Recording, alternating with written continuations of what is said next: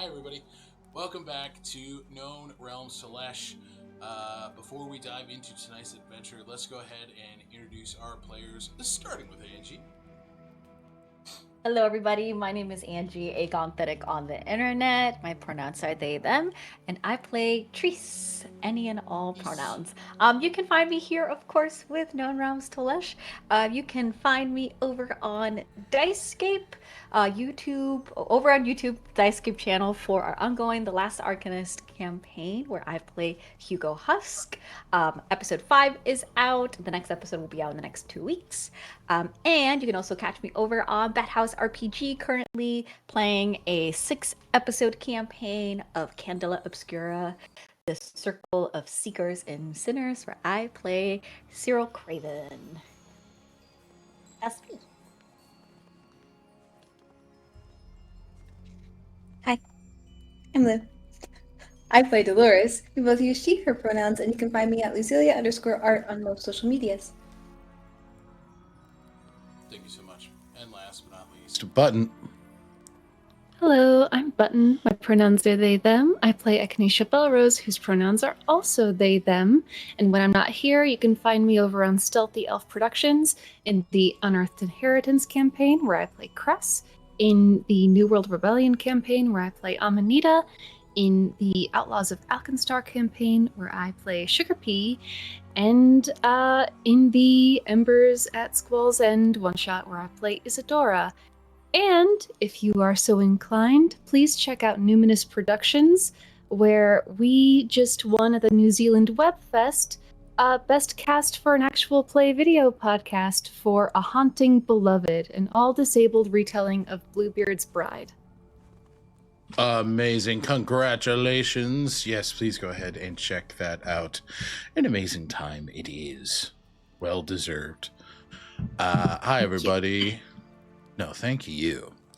Hi, everybody. My name is Alec. My pronouns are he, him. You can find me all places on the internet at Tales Archived. I will be your archivist for this evening. When I'm not here, you can find me over at Stealthy Elf Productions. I play in Fenris. I play as Fenris in Heroes of Asteria Unearthed Inheritance, as well as Nrim in... I play in Nrim. No. I play as Nrim in New World Rebellion. Yeah. Okay.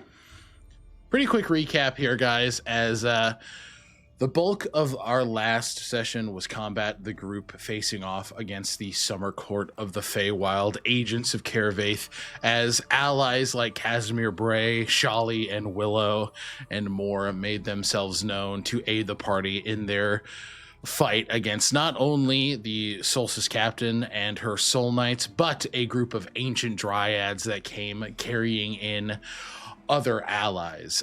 It was quickly discovered that these ancient dryads were vulnerable to fire damage, and the party, with great tactics, managed to use that weakness to their advantage as fireballs, fire spells, and fire abilities were thrown like crazy, melting the opposition to nothing but kindling, which was the name of our last session. The cup. Kasavarian said something crazy. He said something insane. We then ended with a tense engagement between the party, particularly Echinacea and Sovarian, wanting to just show no honor to his enemy, Echinacea, whilst taking life still, wants to send these souls off with as much respect as possible.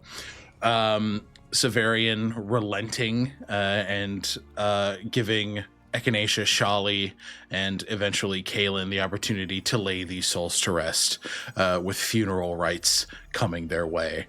Triss carried the Summer Court illusionist, Princess Carrie style, into the High Mage's barracks, and managed to catch a private prison of sorts. And Dolores sat atop Monroe's newly introduced mechanized suit of armor, as the dryads were the larger enemies were pushed into a pile to be organized by the party. Yeah. Inspiration point for me for that recap. Kidding. That would be so crazy. Could you imagine? No. But yeah, we are going to pick up with Echinacea. Echinacea are still outside of the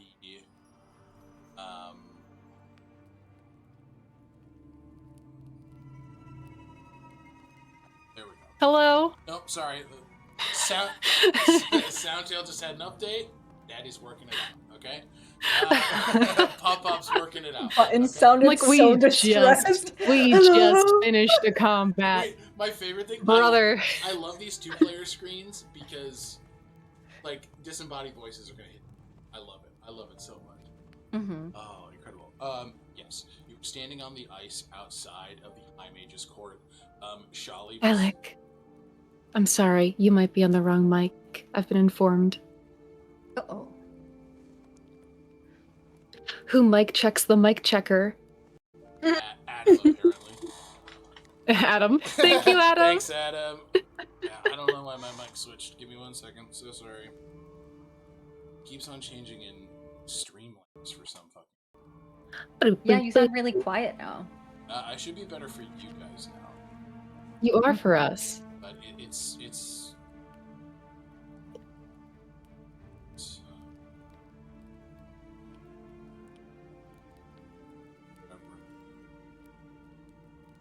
So sorry.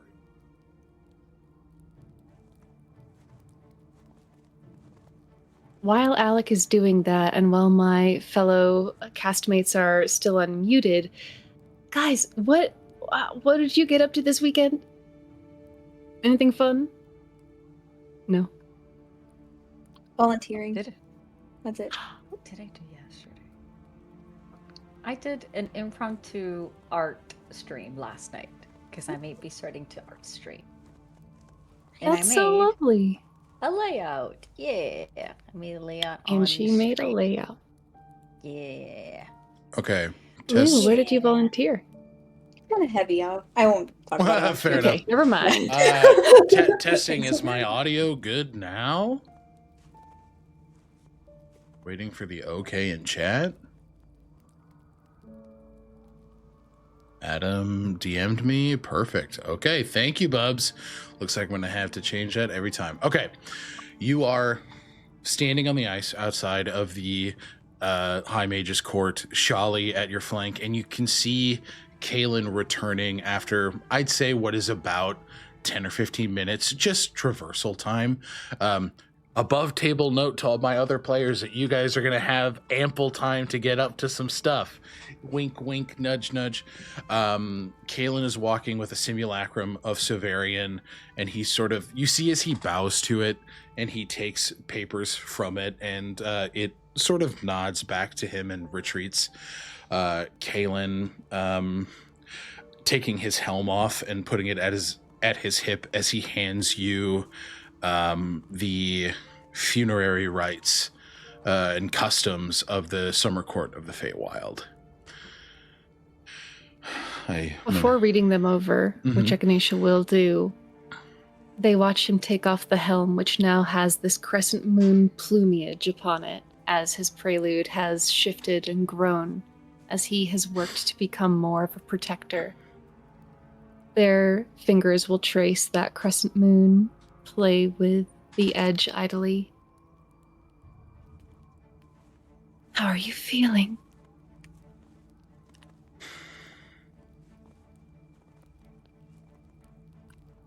I am feeling so much. It is hard to isolate one emotion. How fortunate that I didn't ask you what one emotion you were feeling. Overwhelmed. But better now that we are out of the fight. And much better knowing that everyone is okay. Echinacea takes the helm, puts it under one arm, feeling the cold weight of that metal, and lifts one of his gauntleted hands and kisses but also cold metal there for just a moment. There's this warm, breathy spot as their lips depart. It's a momentous day. You have taken a great step, even in the midst of learning terrible things.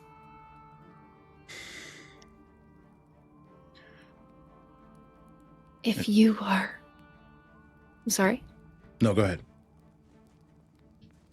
If you are willing to commune alongside Shelley and I would like to do something to put your mind at least a little at ease about Calum. Even hearing the name creates a shudder, right? I think he learned this 10 minutes ago. Obviously the fight spanned a couple sessions, but in regards to time, this is still so fresh. But he nods and squeezes the hand that's holding his and kind of puts it up to his chest. I only took this additional step because of the promise I made to myself and to those around me, the one I vocalized in the fight, making it reality. I will ensure that as much as I can, as much that I am capable of, I will protect everyone I love. I can't be everywhere. I can't do everything. He gives you a very knowing look. But what I can do is prepare and fortify myself. And as he's speaking, the armor, those constellations are sort of emitting once again as they're revealing themselves to you and to Kalen. I think this happened in the midst of the fight, but he's becoming aware of them, and he's smiling, and there's almost this boyish joy at how rad he looks. Like there's something he's just like, whoa, hell yeah. You shouldn't be surprised. Echinacea presses the helm back into his hands. You are no stranger to oaths, after all.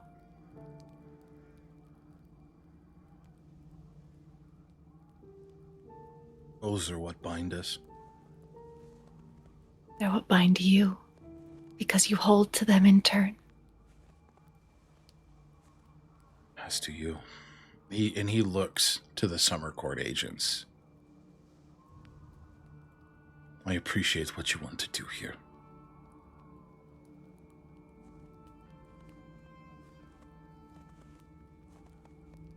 Just because life is no longer the thing I hold as sacrosanct, freedom is sacrosanct. Life is nevertheless sacred to me, and to you, and to Shali. Shali, in the corner, or not in the corner, but like off to the side of you both. She's in her cuck chair. I'm kidding. Baby in the corner. No. She nods, and I don't believe it would do well with any of our spirits to leave them in the way that they currently are.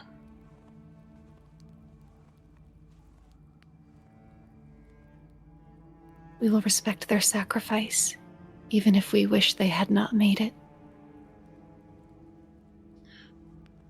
She nods, as does Kalen, and you can see Kalen puts his helm to the ground and readies himself for what's to come. And Echinacea will read over these rites so that they know how to respectfully inter the dead. Yeah, so specifically for the Summer Court of the Feywild, as you're reading, someone who's lost their life, particularly soldiers of these make, are often given small, very personal festivals with families and friends, sharing stories, appreciating the mark that they've left on the world and each other, the good deeds that have been accomplished, stories retold, and even recounting failures to see how far we've come or to impart lessons to those who follow the dead. At the end, the person is taken out to the wilds and they are buried, and each person who attends this festival plants a seed in their honor atop the grave. The closest thing we have to wilds around here are the lands surrounding this island. Correct. Very well.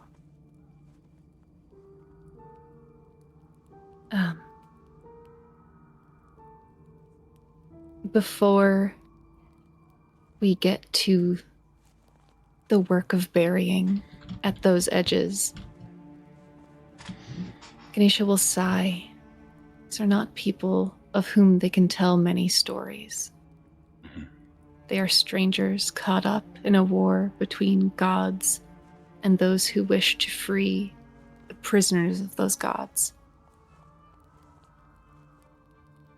Echinacea will line the dead at each of their heads above them with a little burning circle of incense. As they begin to cast commune, they will beckon Kaelin and Shali to do the same in whatever manner best befits their god. Okay.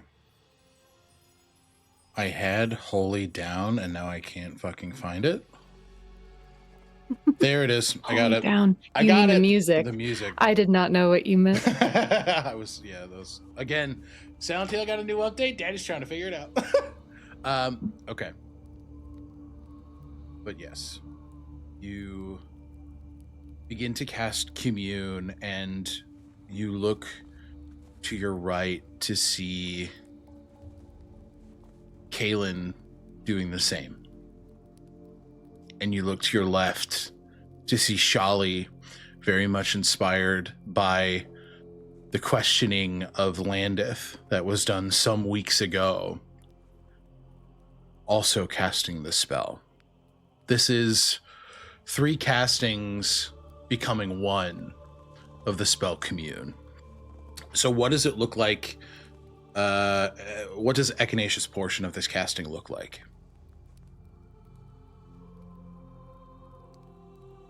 The stars above in the night sky, white and twinkling, start to turn the pale blue of Minri's light. And 7 of those stars in the constellation of a phoenix begin to glow especially bright, threading between them silvery lines that make clear the shape, filling it out until there is an image in the sky of a phoenix, the kind that leads the celestial veil in that very heavens.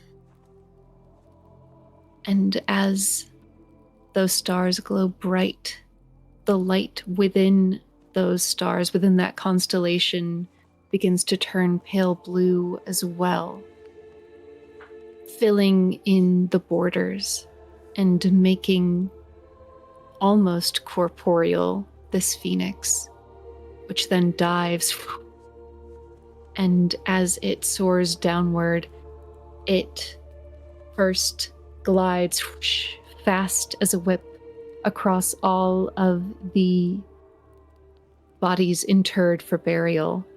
And as this blue line of light, almost in a bird's form, but like a bullet so fast, whips over each of these entities, it sheds a little trail residing where it has left this big shimmering tail.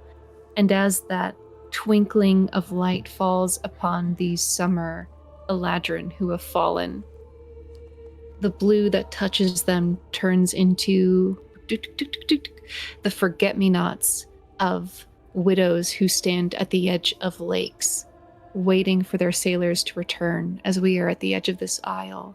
And Echinacea can think of no better homage to the summer and to death than these little blue flowers in the shape and hue of Minri. and in their petals you see her present, dancing amidst flowers and reflecting off of fractals of ice, watching over these newly dead. And you begin to see where the phoenix dove down, this bright red constellation of stars form into the shape of a crescent moon. And it begins to descend downward. As it does, the starlight expanding, its hue shifting from that deep sort of crimson red of the stars of Aosha into a gentle purple, a very deep purple nearing a dark regal blue. And the details of the crescent moon become clear as it spreads across the entirety of these collected Eladrin corpses. And in the fractals of the ice, you are able to see the form of Aelfwin, Kaelin's goddess, and the one he has chosen to commune with here. This beautiful drow figure, completely nude, aside from... Sorry. Lou and Angie looked up at the exact same... Nude? Completely nude, aside from this beautiful silver hair that obfuscates any look at her. Behind her, sort of spinning gently around her form, is a radiant silver longsword that she dances alongside. You can see as she curiously pokes the forget-me-nots and smiles upon the dead.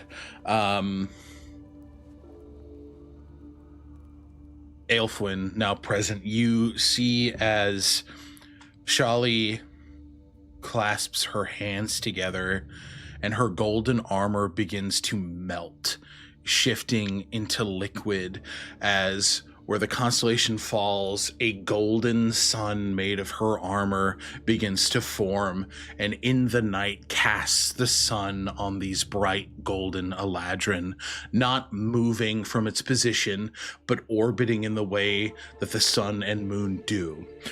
In its forward face, you see Landith, this humanoid-looking man, black skin, deep red eyes, a long beard with a jeweled gem braiding it at the base, a sunlit crown around his head in resplendent red armor, looking upon the dead.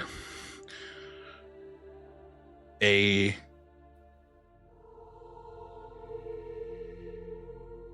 alloyed reflection of the three gods meant to bring you all apart, a resplendent grouping is here to honor the dead. Echinacea's breath catches at the sight of these three gods, all gathered in one space. If they have ever engaged in something like this before, it is gone from their memory, and so it has no compare. Echinacea bows deeply and waits for Kaelin and Shali to do the same. And they do. It happens in sequence. There is a reverence shared between these three individuals, two of which fate touched, Echinacea and Shali. Kaelin just devoted. Bow in unison to your individual gods as the commune is cast. And after bowing to Minri, Echinacea bows to Landith and to Aelfwin as well, and murmuring as they bow, say, "Our three beloved gods of the sun, moon, and stars now congregate here to see off the souls of those departed strangers of the summer court." And Echinacea doesn't know it because they are focused on these rites, but that little bird-like mote of light that fell from the heavens that fell across these corpses now zips around their neck, where the scars from their first death by the hands of Lord Tarvish cut a jagged line across that neck. So Echinacea doesn't see, as they continue speaking, as that jagged line begins to form itself into 7 clean stars circling the neck. We know not point. their names. Thank you.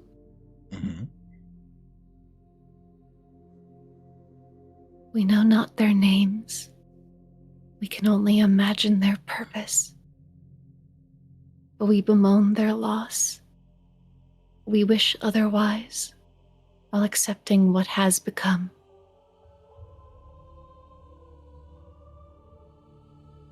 The Shadow Court of Ruin's Eye, the Summer Court of Kervaith, and the magic of the Silence were used to craft the cursed blade Rhyme, which now enchants the Winter Court Queen Coliada.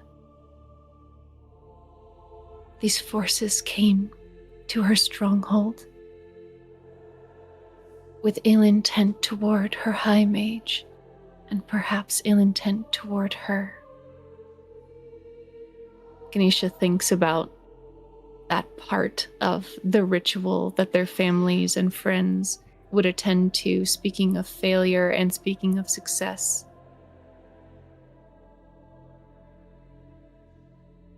In a world where we had not been here, perhaps they would succeed.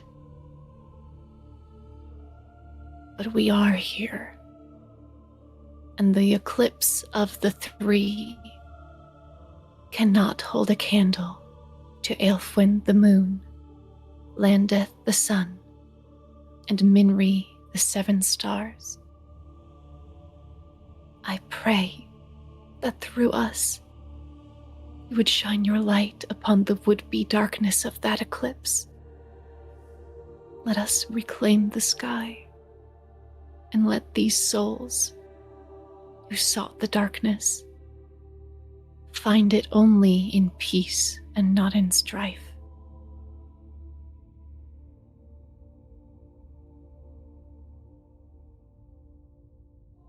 You see, as the sun, the moon, and the stars look upon these newly dead and look between their individual champions, something is brewing in Aosha. It has been for quite some time. Gods of the unalloyed and alloyed joining forces to sunder this world that many love, but these three have now, alongside their champions, chosen to make a pact to uphold the sanctity of this world and the life that thrives within it. For the first time in Aoshan history, all together in honoring the deaths of their enemies, sending these traitorous and foolish souls to their afterlife. And you can see a beacon of sunlight engulf these forms as the crescent moon wraps as halos around their head, as the 7 stars lift these dead up and bring them together, as they shift and turn and twist and eventually fade into their afterlife. Ferried by Aelfwin, Minri, and Landeth.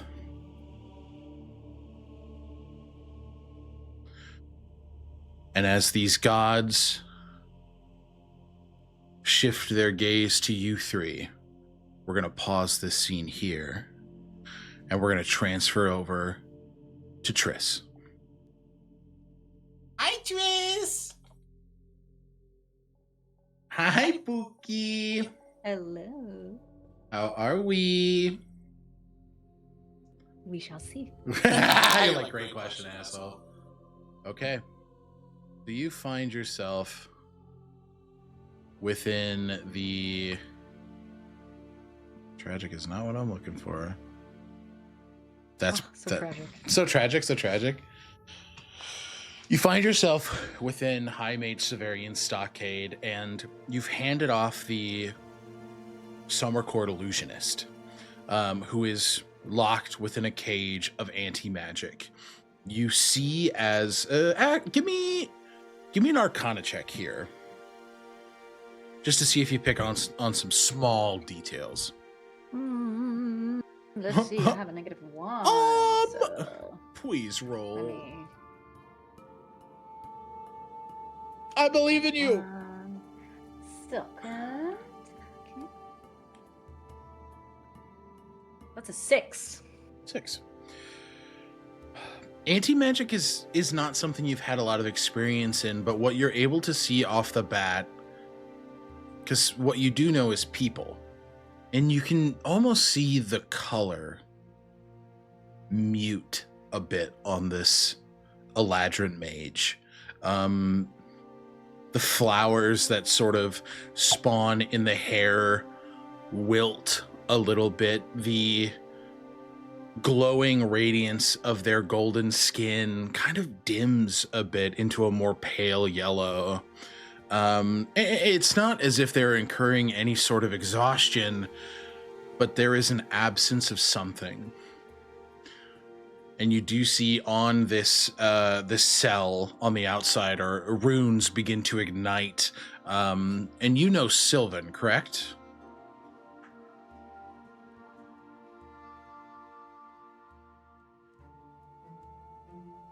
No, I know Elvish. Oh, perfect.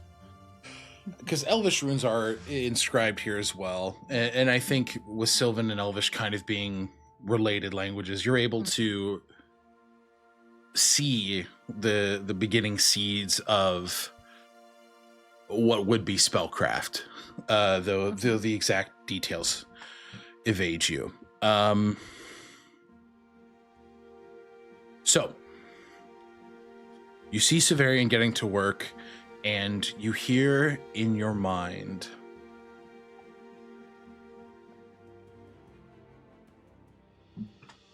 "Hello, Triss."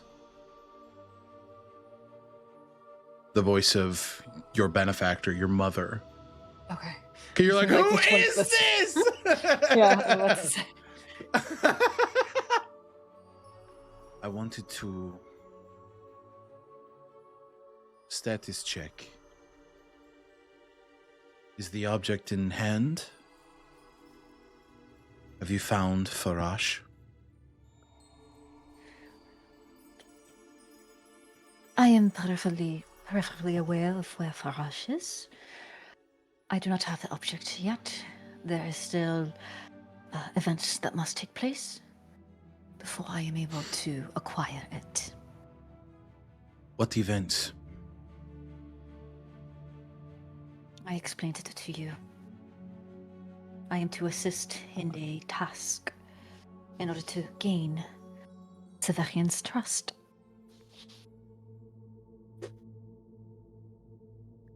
That task has not started, quite frankly.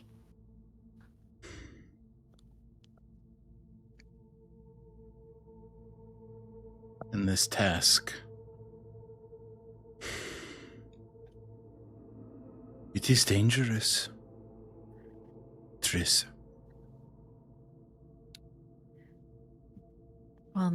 What I am led to believe, yes. But I have already participated in a dangerous affair.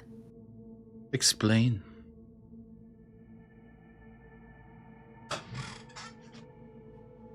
Agents of the Summer Court attempted to invade Squall Scent.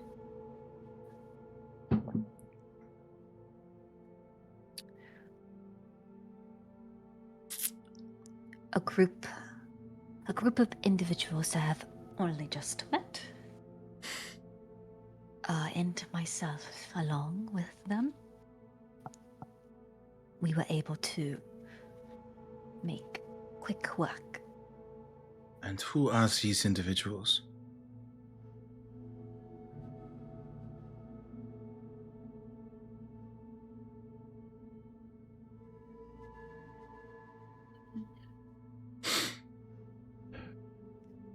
Triss doesn't know if they want to. Oh man, this is hard.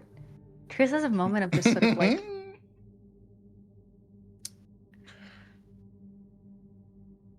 Is it necessary to inform you of who they are? They are just. Do you believe I ask unnecessary questions? Of course not. Then you have the answer to that question.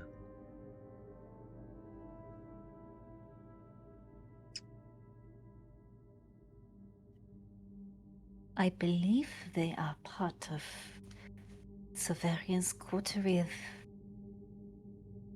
known. Wouldn't call them mercenaries, but capable fighters. Why are you hesitant to give me their names?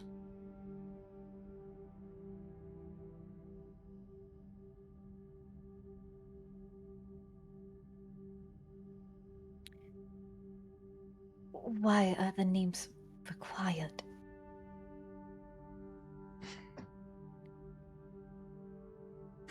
They are not involved with my. They are not involved with my priority. How do you know that? Because no information has been provided from them in regards to what we know. No sort of lead whatsoever.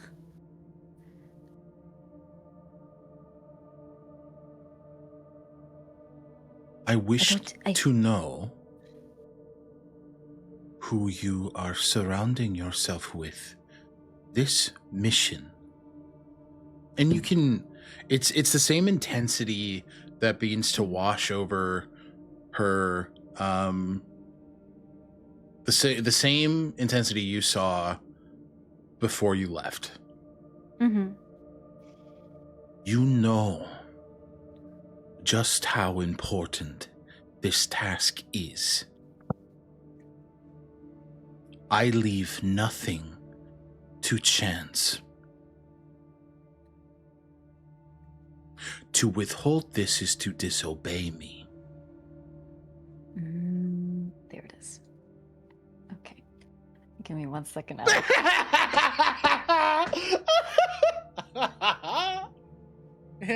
I knew that smile. You're like That word. That is it. Shit. Let me just go ahead and just double check a couple things. No, real please, quick. please, take your time. Take your time. Let me Take see. your time. Like 1 moment. 1 moment, please. Yeah. Yep. See, infidelity is anathema. Okay. Yes, it is.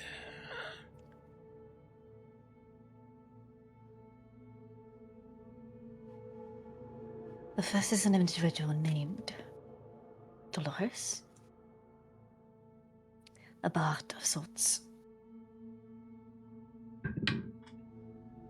Dolores Evanara, performer at the Crimson Mask. I have not been provided a last name. Was I provided a last name? I don't believe explicitly unless No. Lou's like, no, but you have it now. Mm-hmm. Go on.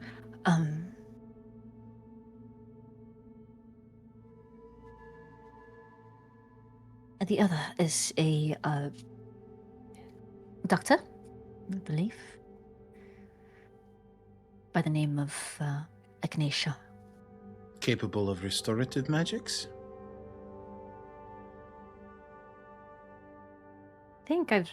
Did I see Echinacea? I For sure. do. Yeah. For sure. You saw them heal, and they healed Triss.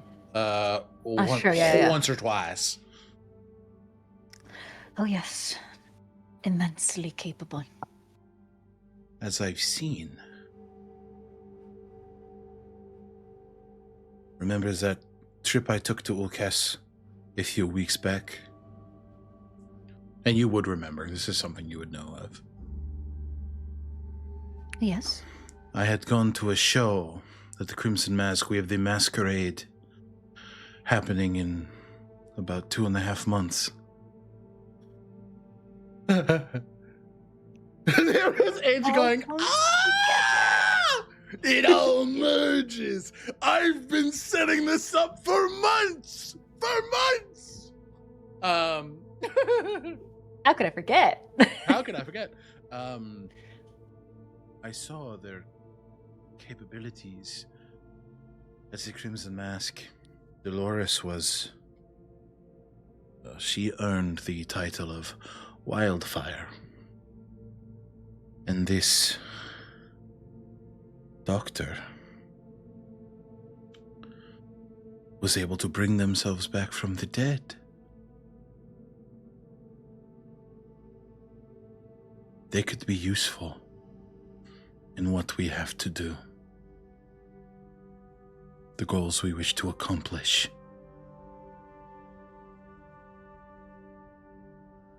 You've done good, Triss. Well, to be completely honest, Mother, I did not really know the connection to all of this. If it would have served your purpose and had known of such, I would have shared the information a lot more quickly. Fate has a way of bringing people together. And I am a believer in fate. Good. Good work. There are a few others. A paladin of sorts. Yes, a paladin. By the name of... Oh yeah, he gave his He full did name. give you his surname? As did Lucian. This man gave his government name. He did. And I think I did a check too, about the Kryn dynasty. So Yeah. you are aware of the Vryn The Vryn. The Vryn Empire. The Vryn. Yep. Kaelin Vryn. Zendrixian prince.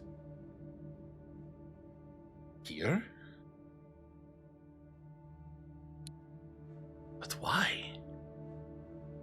Oh. You said Kaelin. Yes. You run away, prince. And another. This just keeps getting more and more interesting. I did not meet him, but we were in the same vicinity a few months prior. Years prior.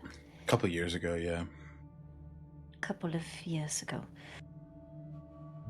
I have not spoken to directly, and I am only slightly concerned. But I don't believe I came in contact with him back then. Lucian Whitmore. There was a moment of silence at that.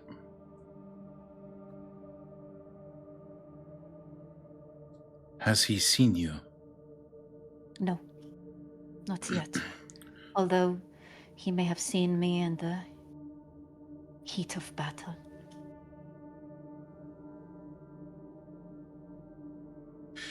Seemed more preoccupied with fighting alongside the doctor and the prince.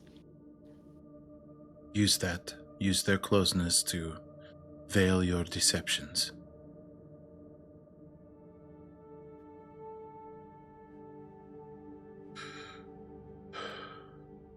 One last one.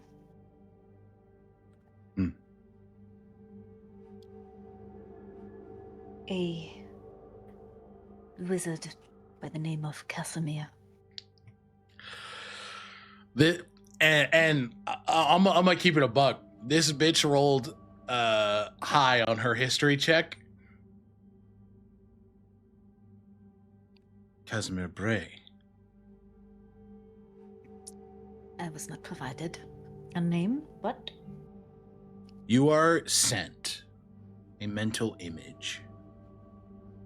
There's a quick flash in your mind. It looks like the man you saw enter the scene, just a bit older. Bit more gray in the hair.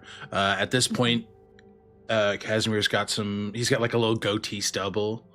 The image you're given is a much younger man, but it's the same man. that would be the one.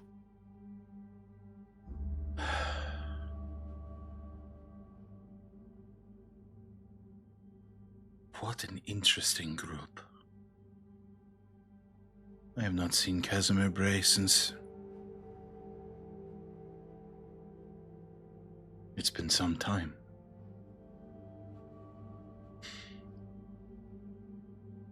These are powerful allies to have. Keep them close.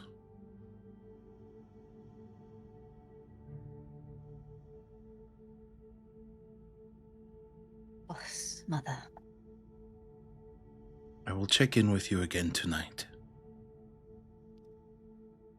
Tonight is the thing, right? Tomorrow? No, tomorrow. Tomorrow. I don't believe there's much left for the evening. The task at hand will take place in the morrow.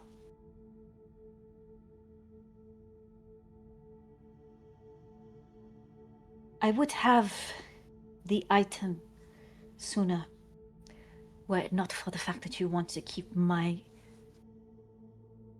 our identity concealed. The Varian has been testing that question. And so, I cannot provide him with the answers that he wants. He cannot provide us with what we are seeking.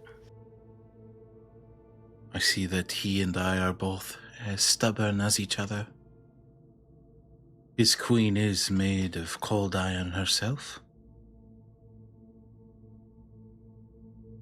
She must have taught him how to negotiate.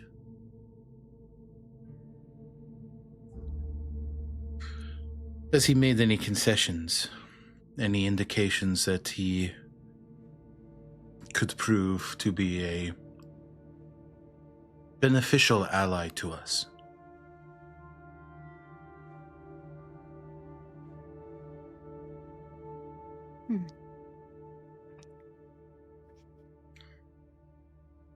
I have only just met him, but it seems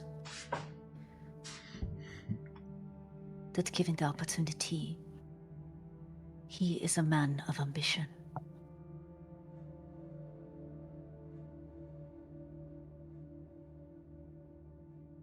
Men of ambition can be manipulated.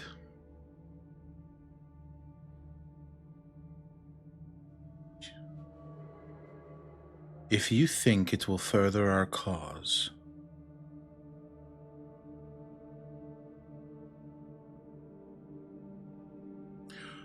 I suppose you can be a bit more liberal with who you are.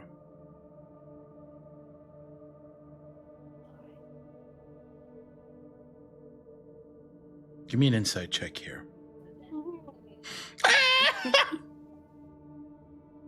All right. Are you? What is this? I can't see it. It's a 17 plus an 8, so what is that? 25. 25. She's testing you. She wants to see what you'll do. and she wants to see how it will impact the cause. She's always been very hands-on with you, very clear and concise with what she wants and how she wants it. This level of freedom, if you can call it that, you're essentially being... It's like when a dog who is crate trained is left out of the crate for the first time. What are you going to do? What are you going to get into? You've been successful in every other mission you've been tasked on by your mother. But that's by her design. What about by yours? Oh, that's fucking scary. What the fuck?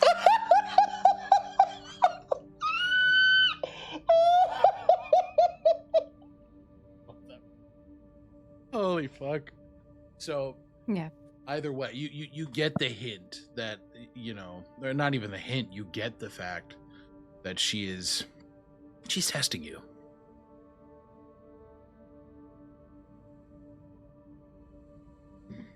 Do you want me to reveal to him who I am? I want you to make whatever decision you want to further our goals. She's being very particular, carrying on that role you just made, to not make herself responsible. Yeah. Which no history roll required, given that this is your life. She's done this a lot with your father.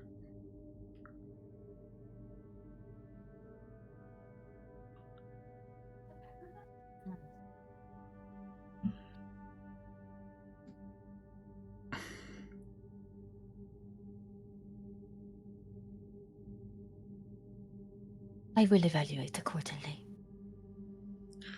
I would expect no less. Thank you for this enlightening information, Triss.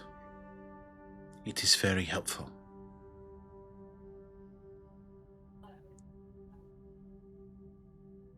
It is with my pleasure.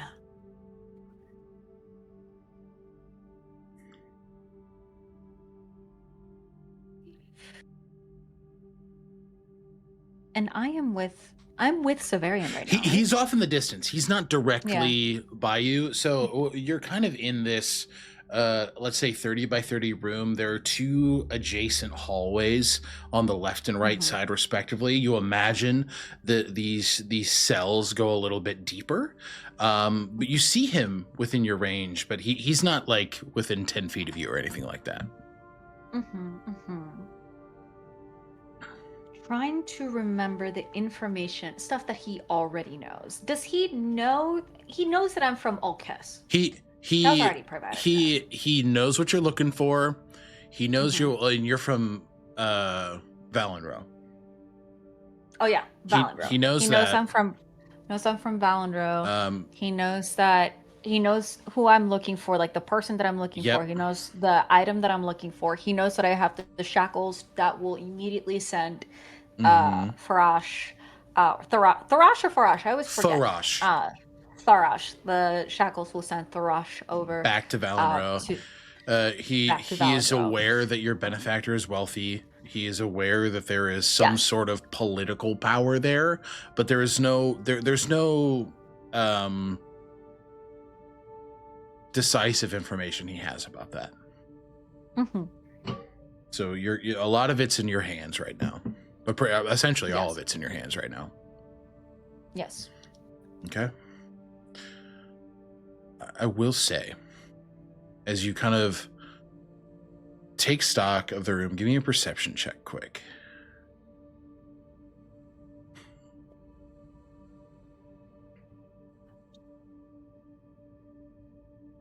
Teen. 18. Yeah. From the left side, it's like an open. It's a door with like a large barred window, but you see two hands come out of a cell about two cell blocks down on that left side. With that perception check, they are black scaled hands, and you see on the right hand. The scales, we're going to do a content warning just for some disfigurement and for corruption, and we'll say body horror, I suppose. Mm-hmm. The right hand, from halfway up the hand down the forearm, the scales are missing, but what you see is like this writhing, like it almost looks like the corruption from Princess Mononoke. Nice. It flows, and it's like ever moving, and it's kind of pulsating and moving across, and you just hear a deep sort of bellowing voice. Come on, it's about chow time now, and I am mighty hungry.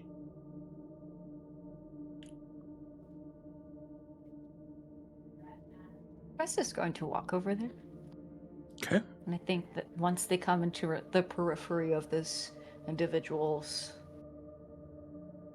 gaze, two purple eyes look at you, and a smile curls across the face. Triss smiles back. Hello? I know you. Well, you know what I mean. And we're going to pause on this. Oh, Alec!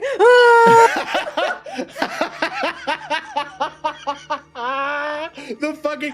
My heart fell to my ass! As we move to... Oh my god, Dolores! Oh, brother. Hi, Lou. Oh, shit. What are you gonna do to me? You? What are you gonna do to me?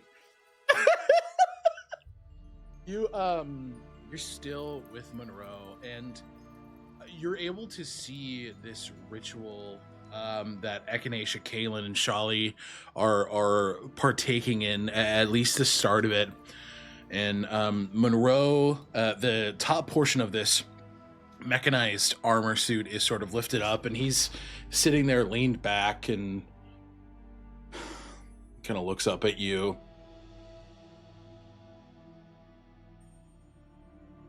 You just want to sit here, or you want to go do something? Yeah, I want to go do something.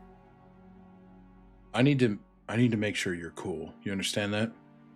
Because I don't have a lot of friends, right? And the friends that I do got, I'd steal, kill, and starve to keep them safe. You got that? Yeah, I got that. Good. Now I see the way you look at what's his nuts.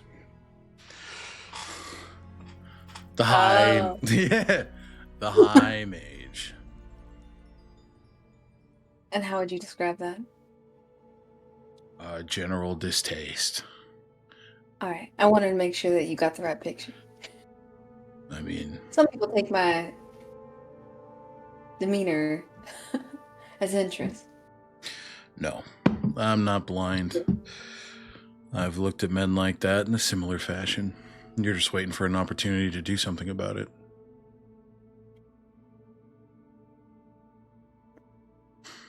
Look, you've got utility.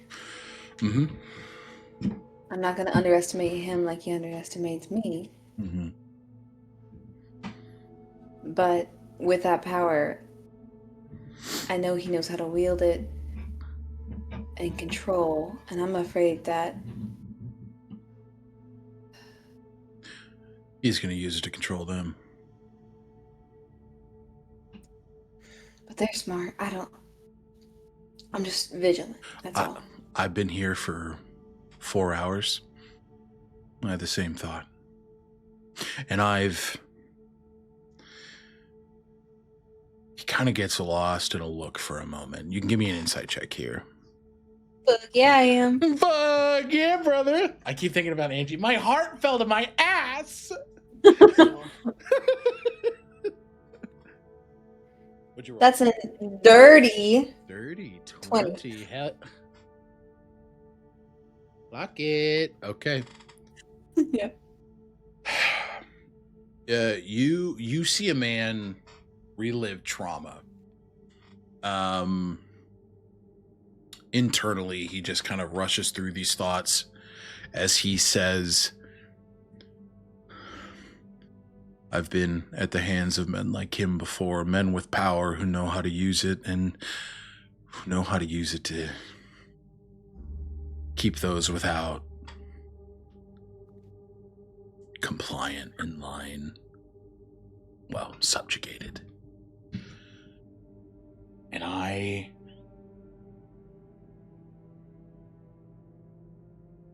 not looking to give him an opportunity to do that with my friend. You don't step on pretty flowers. You don't keep I don't think he people. wants to step on him. I think he wants to put him in a nice, pretty vase. Yeah, they're not going to be a bird in a cage either. Because I'm curious about where he goes and what he does. And I think that you are too. Monroe, if I hadn't seen you punching around in that machine of yours, I would have been halfway up that castle by now, sneaking, snooping, probably getting caught. Well, Did I tell you that I saw one of the agents of the summer court sneaking and snooping earlier? no. Dolores retells the story. Like, so. Okay. Well, it sounds like to me we have, he looks over to the ritual taking place. This is beautiful, and I want that to continue to be beautiful. But I want to unearth some shit, particularly of Severians, and I want to get some fucking dirt. Because you're right. He can be used right now, but his utility will run out, particularly when he gets what he wants.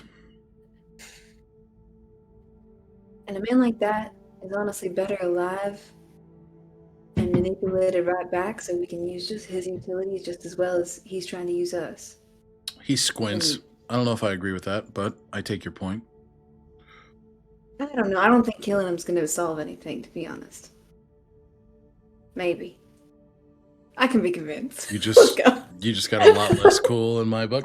He hops out of the suit and closes the lid and leaves it where it is, and he will cast Pass Without Trace on you as you all begin I to... think you said, like, with the machine, like, it's the Batmobile. Like, He leaves it. He goes, tick, tick.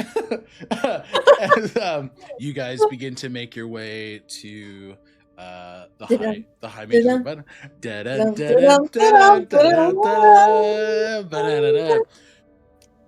The incredible thing. Dolores felt pads on underneath her Divanthir enhancements.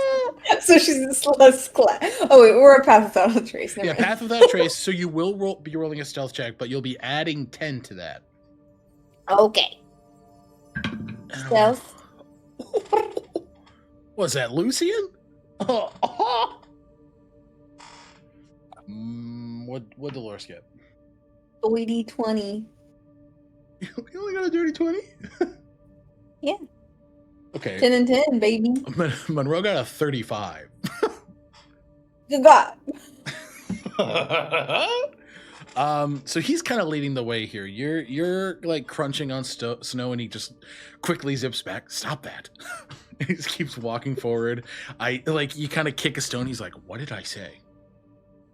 Stop that. I'm trying to be quiet. If I were a high mage's dirty little secrets, where would I be? Behind a whole bunch of spells and shit. It's not gonna be typical locked dungeons and doors. Oh, yeah. Fuck. Echinacea was here. They saw a bunch of hidden doors and memorized them all. I'll relate where I saw that. You but did like see where that. You did see that. Yeah. I'm going to give you an inspiration point because, yeah, you did see that. Yeah, you did. I didn't like map it like Echinacea did, but I was like, what the fuck is going on? But like, this is suspicious, and I bet there's gold back there. I bet there's money behind. There's gold in them hills. Give me my money. You make your way in, and you see Monroe. He begins to take off a ring that he had on, and he puts on another, and he flicks it as there is now an aura of non-detection on both of you. I've dealt with a lot of wizards who outclass me, and Echinacea asked me if I hated wizards earlier today, and I don't. In concept. I think in practice, I really hate wizards. Particularly because they have an air of shit to them. Not them. When I'm talking about wizards, when I'm doing the whole royal wizards, it's not Echinacea. They're great. Heard. But everyone else. So this is going to keep us from getting spotted because he's a divination wizard, and I don't feel like getting got today. Fuck. All right. I forgot about that. So go ahead. I'll say give me an investigation check or an arcana check to call out some of these pass walls that were pointed out to you by Echinacea, and some of which by Severian, as he was kind of touring the place to you guys. I went ahead and rolled an investigation, and I got an 18, but I also forgot that my arcana modifier is a plus 12. So could I keep the roll? It was like a 14 plus 4, so do like a 14 plus 12. That makes sense? Yeah, you never said which one it was. You could just roll and said, I do this. Okay, sorry. I rolled on D&D Beyond, so they already had that modifier, but then as I clicked, I looked up and I was like, Arcana's plus 12. I'm dumb. So that would be 26. 26. Great roll. Mhm. You are able to move your way through the space, and you return up to the third floor, which is where his kind of private sitting space is. You all kind of, when you made it to the High Mage's Court, you landed here in order to communicate, figure out what plans you guys were enacting, and then kind of split off and do individual tasks. So you make your way up there, and you know that in this room there are a series of about 5 pass walls. So you have options. With you said a 26 Arcana? Mm-hmm. I'm just rereading the verbiage of.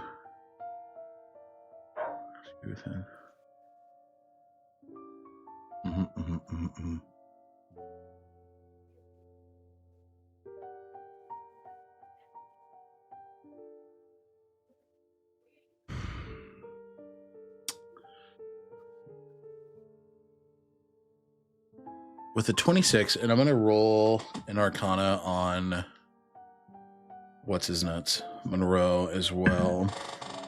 Oh. Francine's screaming, and I don't know why.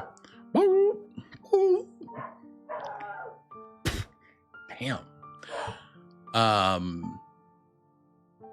Yeah, he rolls a 27, so the both of you working together, you're kind of trying to isolate these arcane signatures that lead to a larger space. One where someone is going to work, one where someone is going to ideally, please.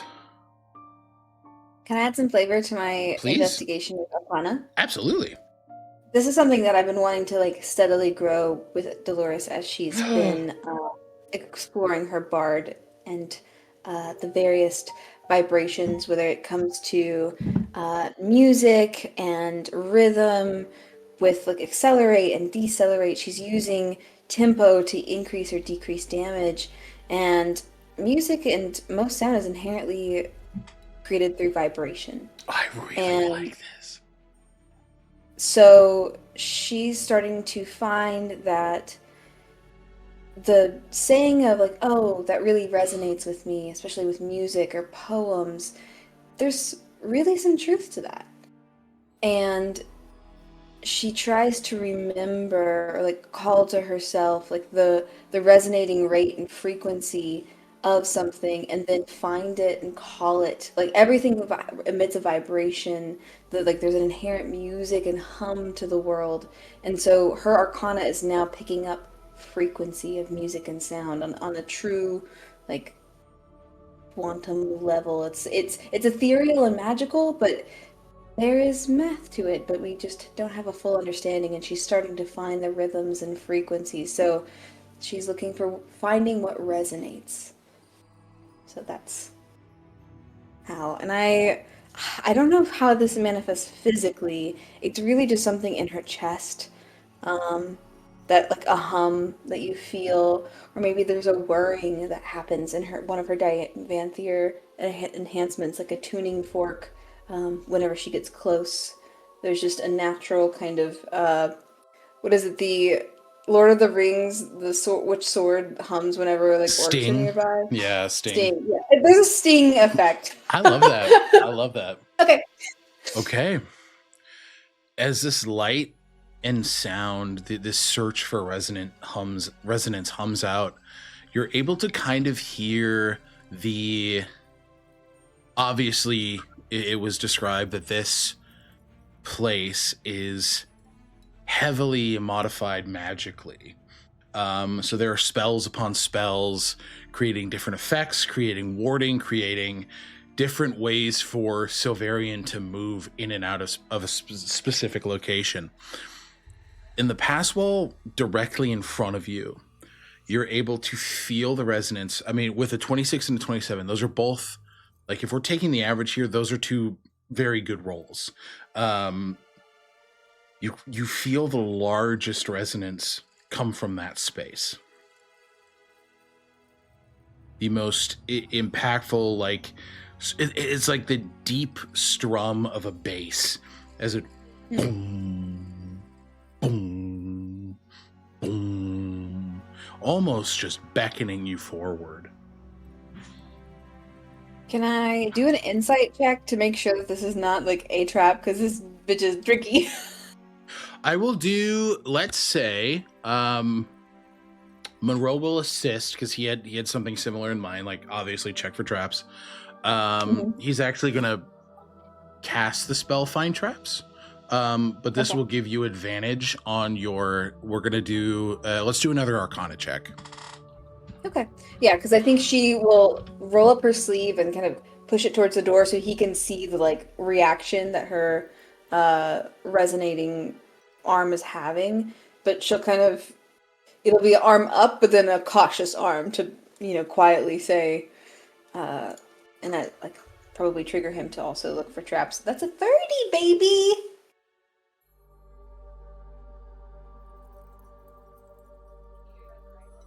I can't hear you. You're able to sense around you traps and wards on the other 4 pass walls here. Monroe, you see his magic ignite as these gears turn in his bright silvery blue eyes. This like fire within him. There was a trap here, but it's been undone.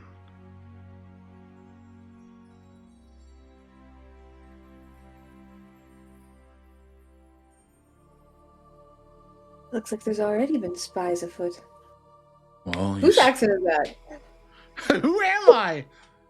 Well, we know that, like you said, there's summer court here. They got some of his Fuck it, we go in, right? You see he grabs both of his pistols, he loads them, and a helm goes over his head. He's going to then tap you and cast Shield of Faith. You have a +2 to your armor class. You essentially, on your chest, there is like an illusory, like arcane copy of the breastplate that's on him. So you guys begin to move inward. You move through the pass wall, and you feel that chill of magic rush through you. And after a moment, you step onto cold cobblestone, cold brick, as you see what looks to be a private office. There are tables across the furthest facing wall. There is an alchemical station. There is a spellcraft station. There are magical orb lights that ignite as soon as you enter. Give me a perception check, please. Mm-hmm. I'm using an inspiration. Because that was trash. That's better. 22. 22? And then... sorry, not perception, investigation. My apologies.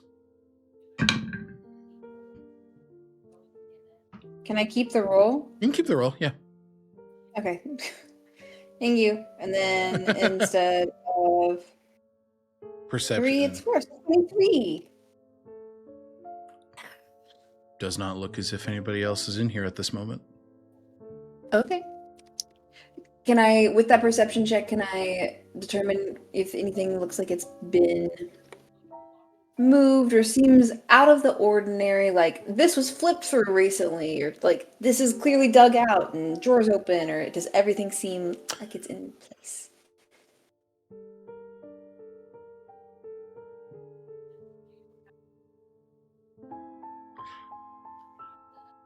Severian is tidy. Very tidy. You've seen him. As soon as he's done with something, it is back in its proper place.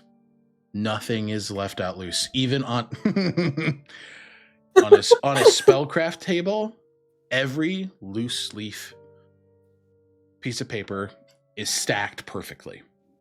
Every empty vial on his alchemical desk is stacked and organized by size and use.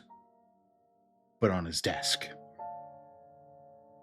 2 books lay askew. The cover of one's still open. And I'm going to roll a stealth check here. With advantage, because the 2 of you did not succeed on your initial investigation check.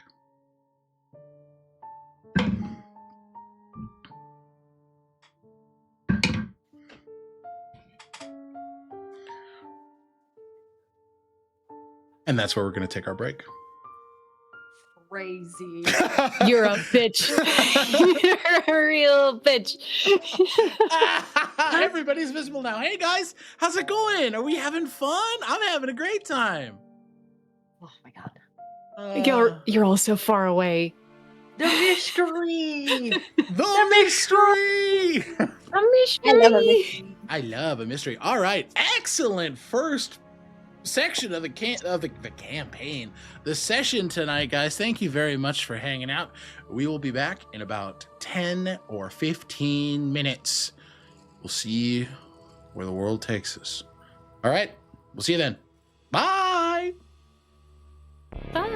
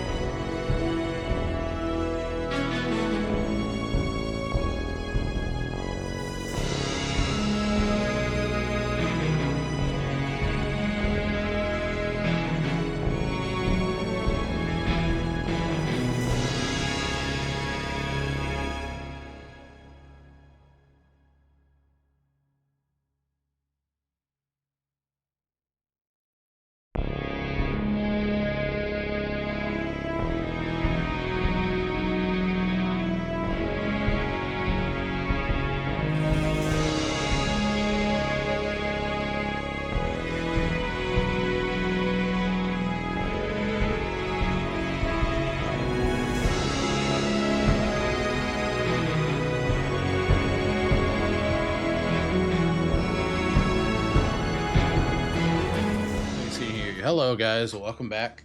We're in it. We have mysteries happening, and we will return to the scene of this triple commune with Aelfwin, Minri, and Landith at the hands of Echinacea, Kaelin, and Shali. So yeah, you've cast commune. The Summer Eladrin soldiers of the Summer Court have been ferried to their afterlives, and now you have questions to ask. And I will leave it to you, Echinacea, to begin as you see these three gods looking to you. To have a sort of Blades in the Dark style moment of what happened before this moment, before the commune began. Can we retreat to the moments before communing began, where Shali, Kaelin, and Echinacea sort of stood in a circle preparing? Yeah? So, I don't wish to steal the questions that you intend to ask your gods. I can ask these of Minri, but it may be the case that Aelfwin and Landith might have access to more thorough answers. Kaelin very comfortably, I trust your judgment, and if you have questions for all of them, I'm happy to give you my question. Fortunately, you have 3. Oh. Oh, it's a lot. Do you want one of my questions? Let me tell you what I would ask of Aelfwin, and you can decide. He nods. You see as Charlie puts a hand on his shoulder and looks at you, smiling, and just nods. Please, Dr. Belrose. It's a big, scary spell. Of Aelfwin, I would ask if she's willing and able to tell us why the moon at her fullness provides Koliada with the means of fighting against Rhyme's control. The more we know about why this date is important, the better prepared we can be to free her, succeed. And Aelfwin and Landith are probably more likely to have an answer to this question, as he knows Minri's connection to myself, and therefore probably keeps more from her. That question is Kervaith aware of our plans for tomorrow? It's a question that bears asking given the presence. They gesture to the bodies of the Summer Court, given the events of the past hour.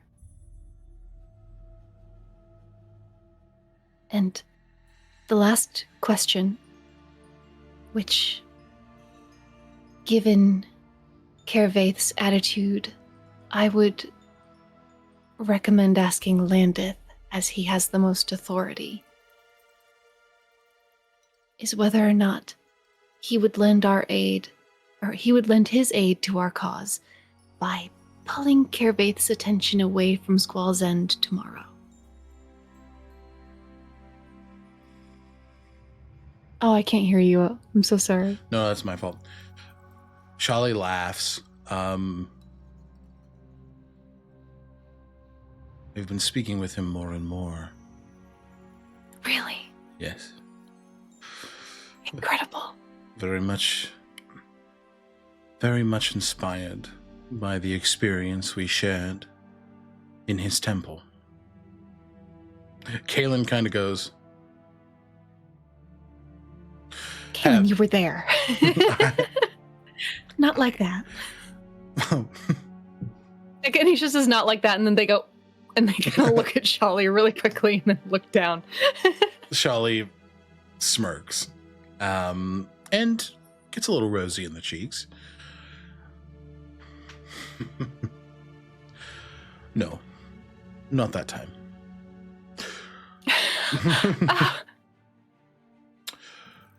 I've been speaking with him, and he is eager to begin unraveling the Eclipse of the Three's plans. So I think this question is a wise one, and it is one he would be excited by. That is incredible news, Shelly. Echinacea grips her hand and squeezes it tight. I'm glad for you. I know when we first communed, you talked about how it was not a common experience for you and for Landith. It sounds like so much has changed. He was stringent in the old ways. But I think your connection with Minri, the openness to it, the love present in it,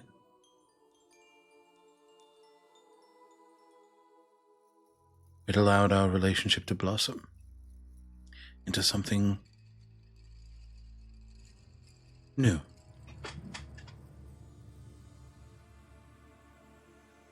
So thank you for that.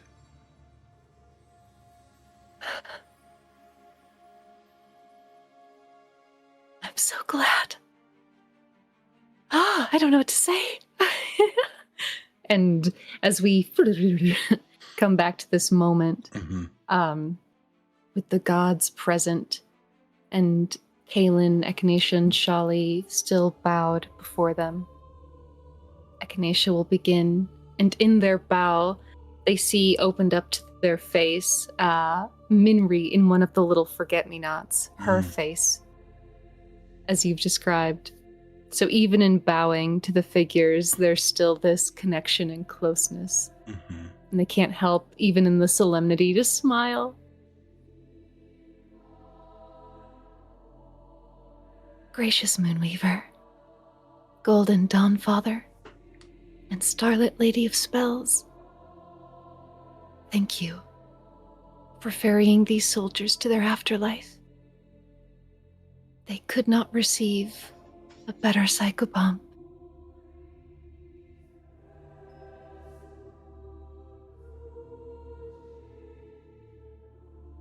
They bow in appreciation of that kind sentiment.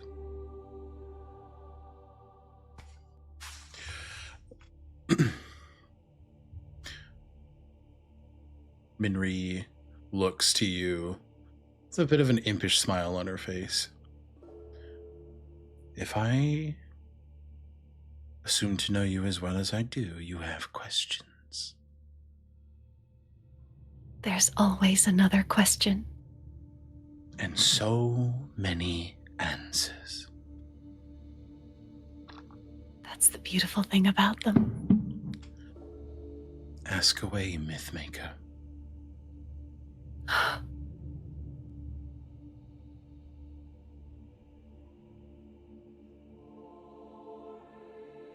Will any member of the Eclipse of the Three know when a rhyme is disenchanted? Minri, you see as those 7 motes of starlight begin to encircle her head as she searches for the answer. Commune is a one-word answer, correct?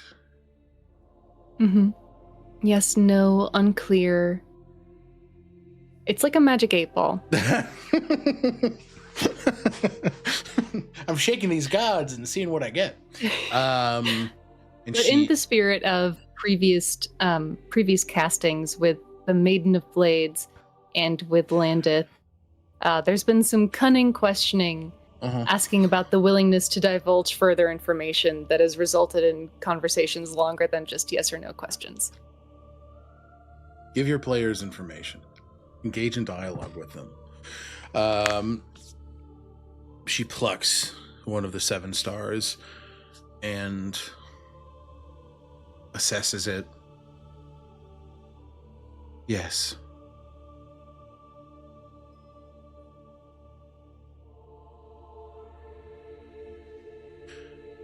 Second question. Are you willing to share which of these that might be? She smiles and give me a perception check, Echinacea.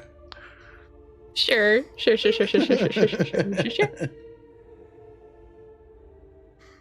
19. Yes, I would be comfortable divulging which of these, and you see, as she specifically points up one finger, which of these traitorous entities would know. And I can infer traitorous. There's only one traitor to the Alloyed Pantheon, so it would be Kervaith. Exactly. All right. Excellent. Echinacea has one more question and trusts the two casters around them to ask the questions that apply best to the moment at hand, the freeing of Koliata. And they have a question not pertaining to Koliata, but one that is best suited to asking Minri. And it is for Kaelin, and so they will ask it happily. As they bow to Minri, the goddess of magic and the sister of Shar, they ask, would you do me the honor and grace of asking your sister to lend her aid in seeking out the prisoners of the changelings of the Shadow Court?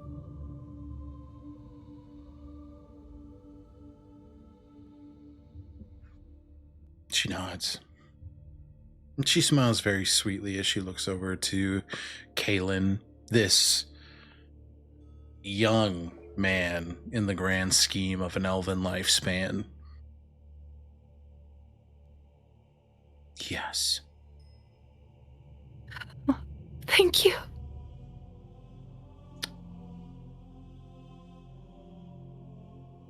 I will express the importance of it.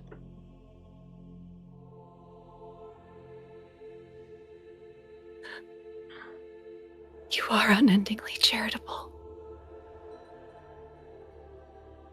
With the commune spells, particularly with Minri ending after 3 questions, you see those 7 motes of starlight dance back into your flower. That blue Minrian rose within one of your terrariums. And you turn to see Kaelin looking up at Aelfwin, a smile strewn across his face and a tear falling from his eye as he instinctively grabs your hand and squeezes a quiet thank you for using one of those precious questions on his behalf. He looks to Aelfwin.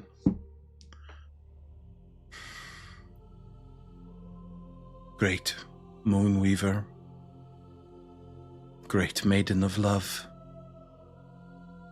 great dancer in the sky. Are you willing and able to tell us why the moon at her fullness provides the Winter Queen Koliata the means of fighting against Rhyme's influence and control? Aelfwin shifts from being the moon to sitting atop it in front of all of you, sort of leaned back, very sultry, leaned back, legs crossed, hair flowing wildly, still obfuscating any nudity, as the sword plants itself into the ice in front, and she rests her left hand atop its pommel.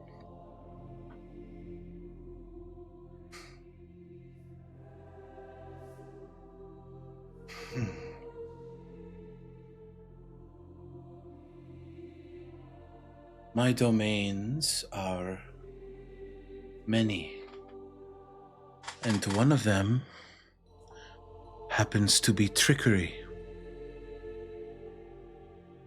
There's something about the moon at her zenith.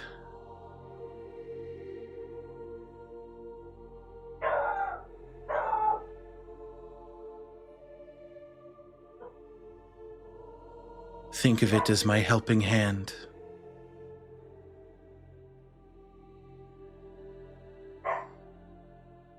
Inferring that Aelfwin, the history of her being the daughter of Arashni, now known as Lulth, the true creator of the Vestiges, betrayed by her brother, is finding some justice with her daughter.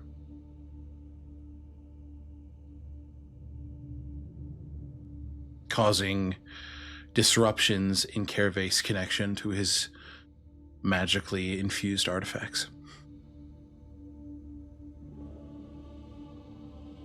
I love a consequence. She looks to you and winks. Kalen bows in a deep appreciation as he kind of steels himself for the next question. Damn it, I just saw Angie's message in the fucking text chat. Oh, brother, I look at Discord at the worst time. 3 clips is crazy. Inspiration point for that funny joke. Okay. He bows in deep reverence and sort of grits his teeth at the potential conflict that could come from an answer to this next question. He shudders. Is Kervaith aware of our plans for the next day? Is he aware of our goals to free the Queen of the Winter Court from his grasp?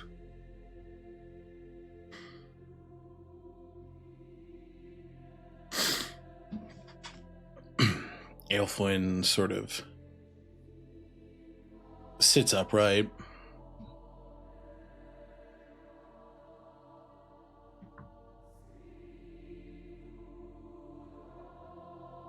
Yes.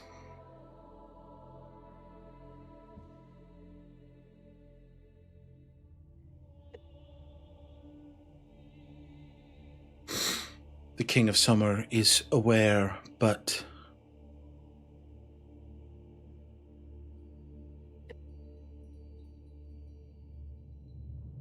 time is on your side.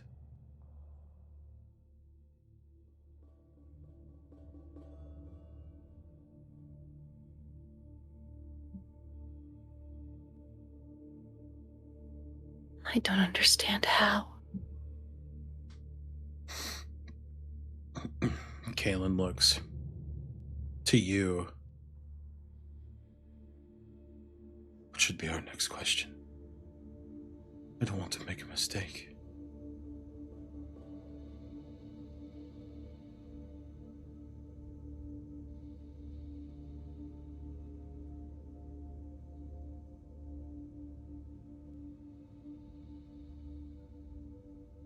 Echinacea doesn't know how to word the question. Because what they want to ask is how. How does Kervaith know?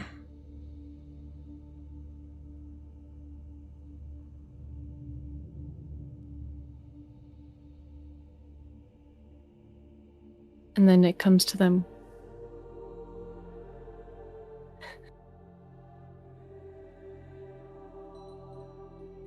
Is Aelfwin willing to share how she came to this knowledge?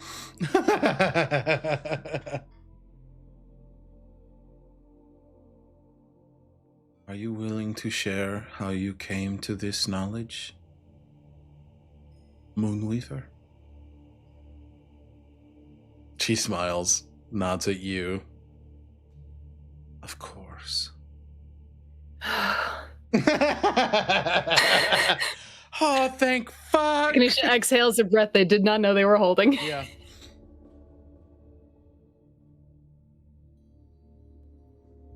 He knows of the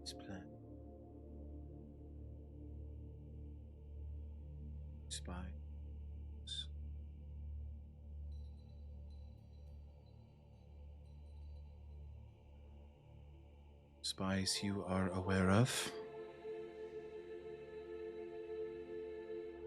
and one that has been trailing him for some time.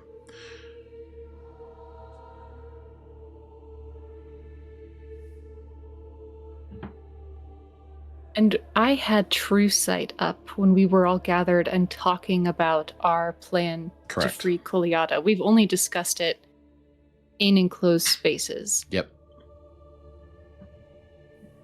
So it wasn't anyone listening In that moment, no. there, Nope. which means Severian has discussed our plans with others. Or he has noted his plans somewhere that have been seen, or someone has read his mind, or something along those lines.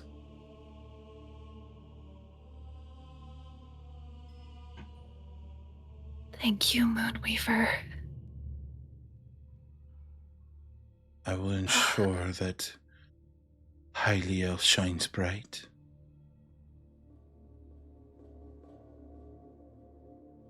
Thank you for her light. She nods and breaks into moon dust as her commune has faded.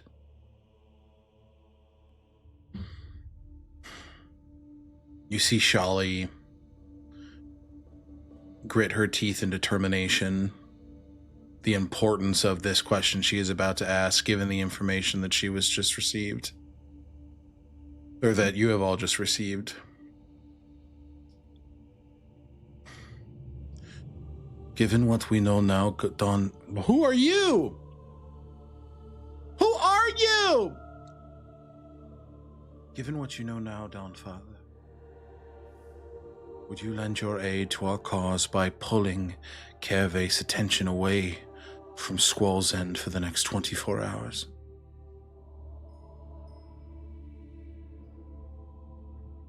He smiles.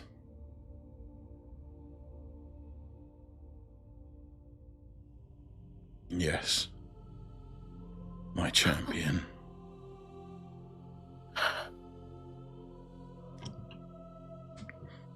Shali smiles, having an instinct that he was going to answer in the affirmative, but happy all the same at the result.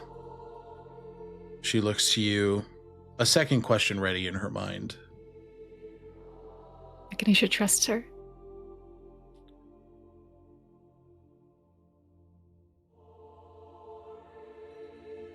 Lord of Light, are you willing and able to divulge the ways in which you plan to keep Kervaith occupied and his eyes away from Squall's End? He smiles wider.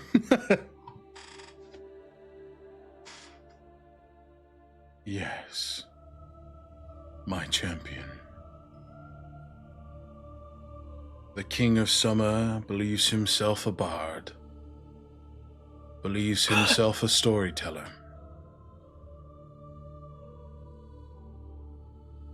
I will paint a tale of an invasion on Arvendor by the forces of Undeath, the forces of Amir. In ending Undeath, I have access to Undeath.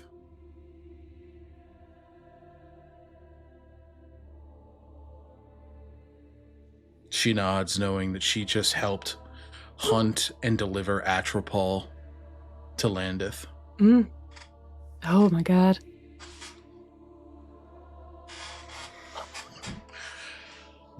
Obviously the intent here being to fracture the binds of the Eclipse of the Three even further than they already have been since the failure at Sivaholm. And for her final question,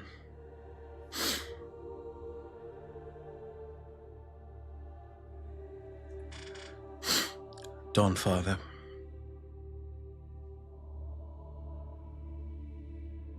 will you send us aid? Once the Queen is healed, to bring the city back to its former glory. In renewed strength, just as we did with Iothalor.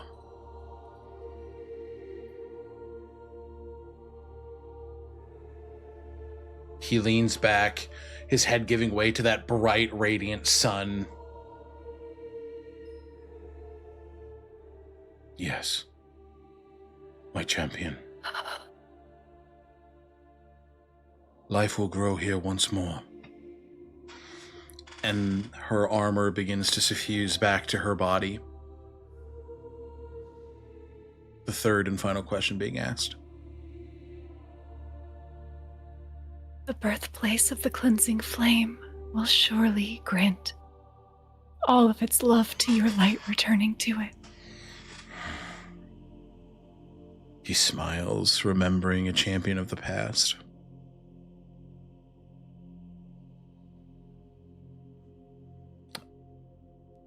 And the ritual here concludes. As you've received answers, and you've received assurances that this new trio of gods is at your group's back.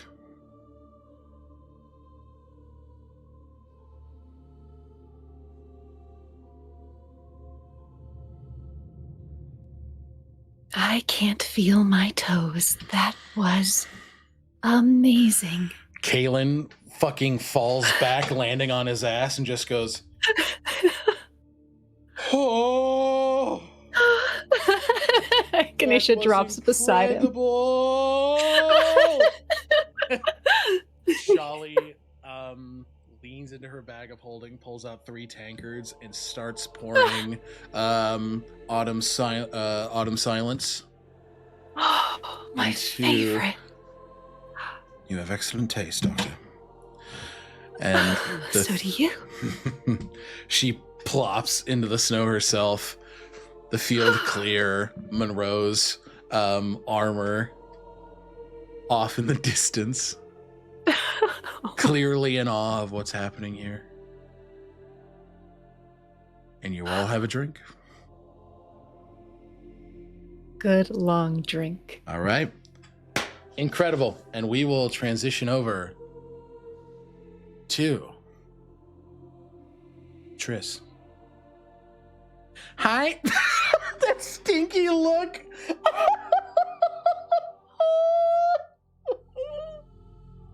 You stand not 10 feet away from your quarry. The dragonborn acolyte of Ruin's Eye, Farash.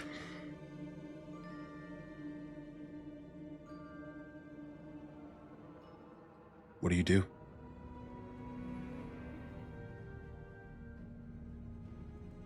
There was something that Tharash said. The cadence in his tone and the smile on his face.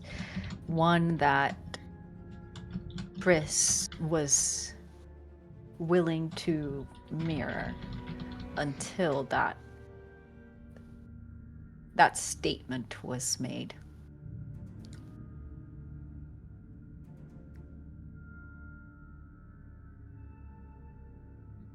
They wait. They look into these purple eyes. Waiting and seeing if this individual who just feels, considering that they're calling for dinner and willing to speak out of turn while they sit behind bars, feel like someone that wouldn't keep their mouth shut. Uh-huh. And you'd be correct.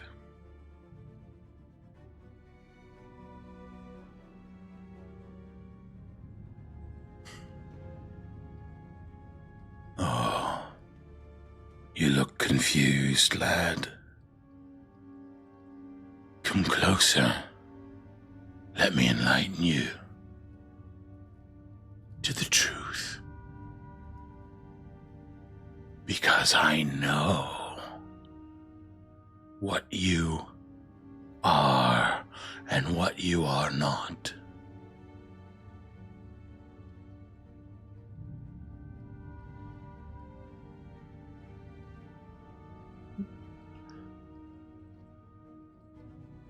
Triss's eyes flicker towards Severian. You look over. Because you said that he is farther He's across away. the room, yeah. So he's, I'd say at this point, he's about 30 feet away from you. Give me a perception check. God damn, I love these duel scenes, motherfucker. They're so good.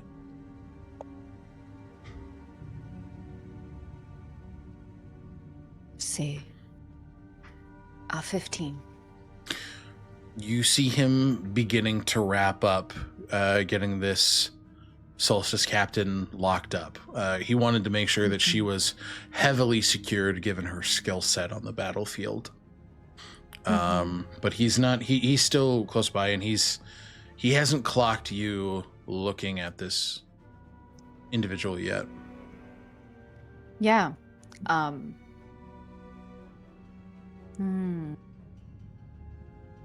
Who's no insight roll required, is very clearly egging you on.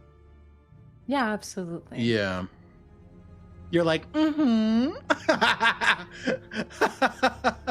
Triss does take a step forward, closer, as just as Tharash has mentioned.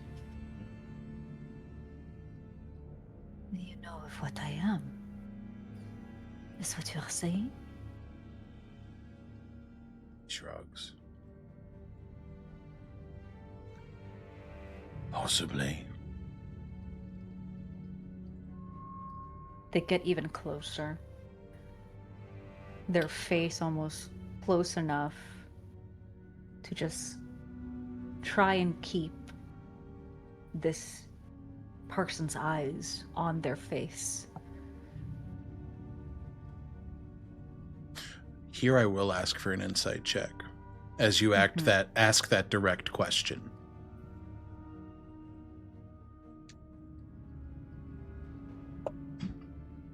Inside. Ooh. Inside. Got an 11.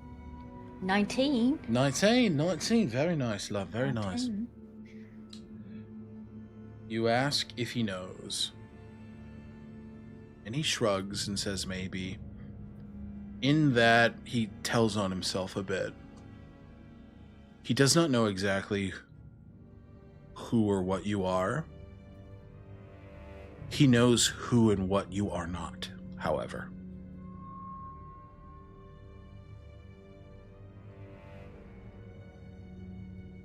And how does it compare?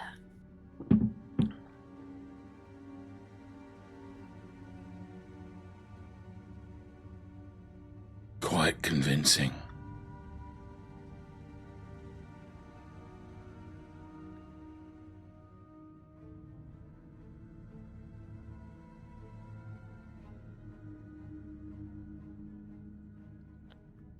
How long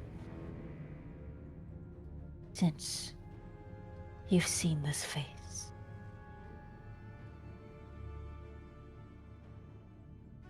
Not as long as you might think.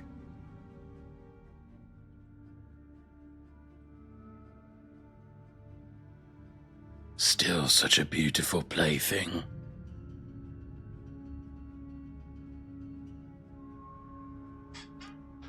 Triss is trying to keep his attention the way that one keeps the attention of a snake. Looking directly into their eyes and moving along with it.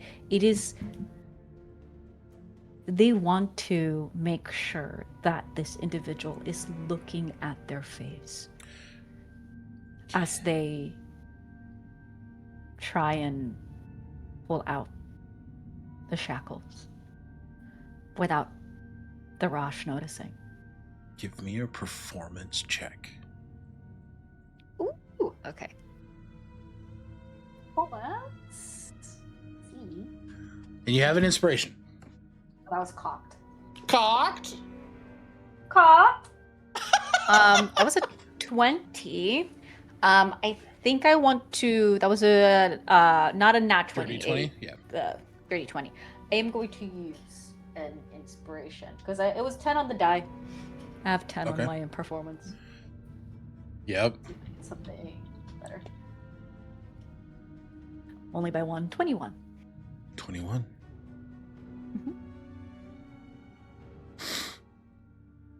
Farash's gaze is locked on yours. Focused on your eyes and in that, looking for differences within them. Looking for a hint for the truth. For something to take hold of and corrupt as his god dictates. Your eyes are locked. And I'm going to make a perception check at disadvantage as you reach for the shackles. Yeah.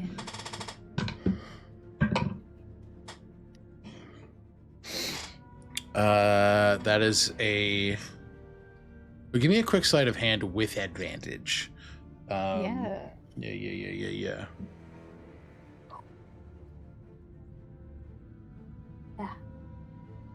Ooh, okay. 18. Well, the natural 3 for a total of 10.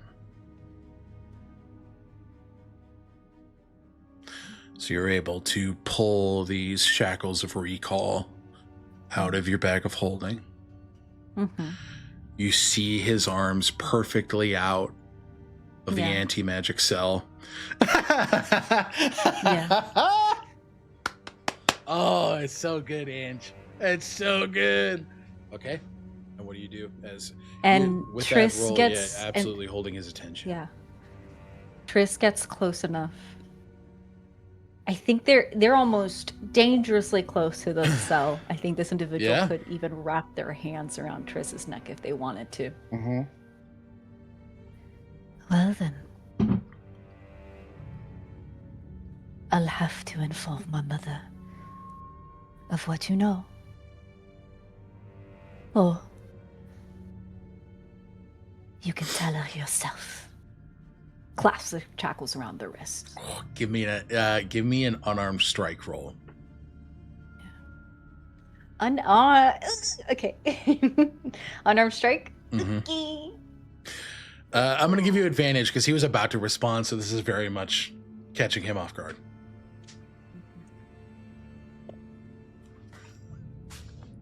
Ooh, okay. 12 plus a 7 and 19. Okay. He's unarmored. 19 exceeds his AC. You slap the shackles of recall on, and he looks. You begin to see as the corruption on his body begins to seep onto the shackles, but before any damage is done, as your mother described, as soon as they were on a target, they would recall. And we will quick cut to your benefactor's location, as in a deep, dark... Whoa! Sorry! Oh, for the third time. I mean, this is what he must be feeling at this point. Yeah, he's shitting himself. He found himself Yeah. in a horror movie. Barash now finds himself in a deep, dark cell. Obsidian marble walls. Immediately into a cell. Before he can move, one door shuts, another door shuts in the visage of an Iron Maiden. And runes ignite as Farash is locked. Up 4 floors, your benefactor, your mother, gets a ping on a brooch on her beautiful gown. She smiles and begins to walk downstairs. We return back to you. The sound of this magic clear. Severian snaps. What did you do?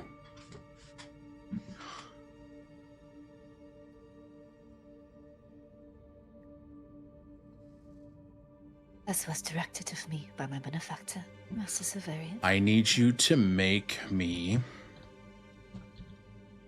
a wisdom saving throw, please. As Severian casts Hold Person. I'll fail it Willingly. willingly. Okay. Interesting. You feel your body not only lock up, but freeze as his magic just coats you in this thick layer of ice as he takes his rapier out and points it to your neck.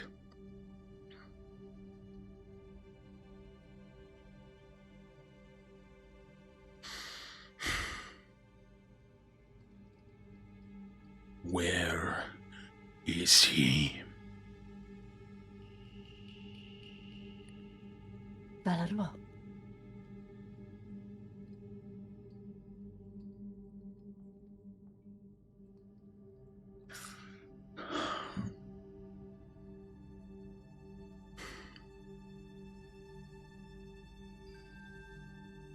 Your benefactor.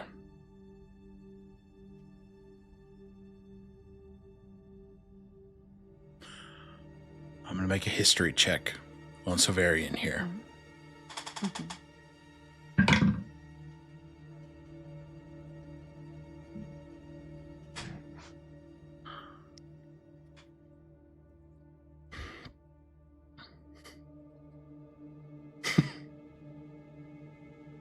I loathe nobility. You're also secretive.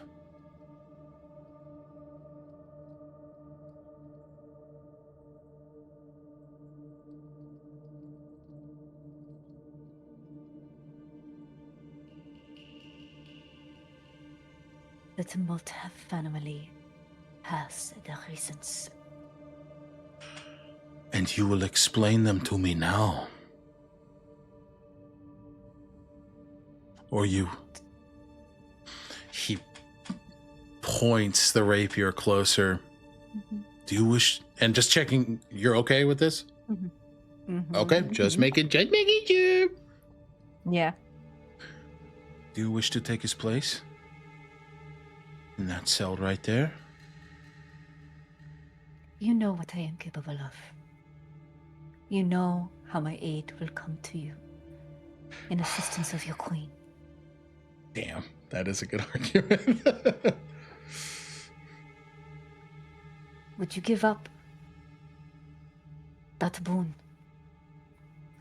All because I did what I told you I would do.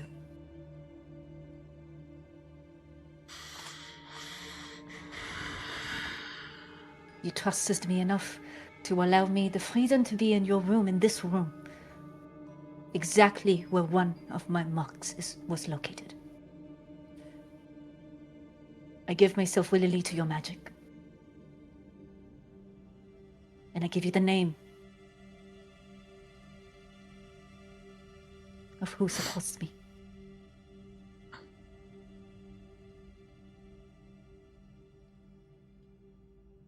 I will continue as you have asked, and I will aid in the service of seeing your queen freed.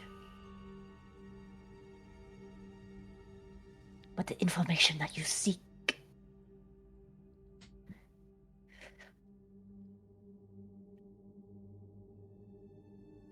things that individual said.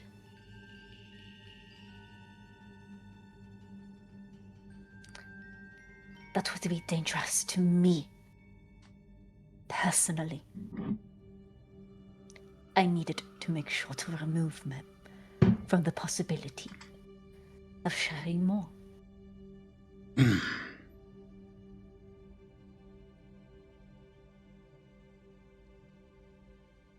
The same way that you look out for yourself, so do I. Consider this your reward for helping fend off the summer court.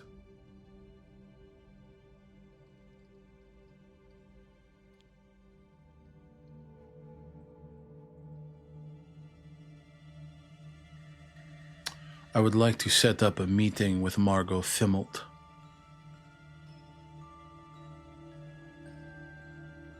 And speak to your benefactor directly, since, well, an opportunity has presented itself. Don't you think?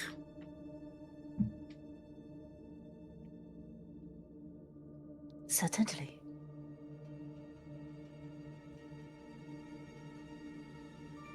It's already been clear and discussed. We've both acknowledged that a agreement between my benefactor and the Winter Court could be beneficial to both.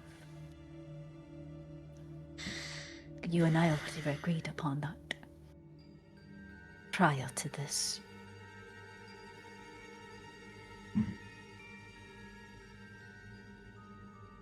He drops the hold person and swishes the rapier, cutting a bit of your collar. Get out of my sight and speak of what happened here to no one, or I will be far less forgiving. Do you understand? Most certainly, Master Severian.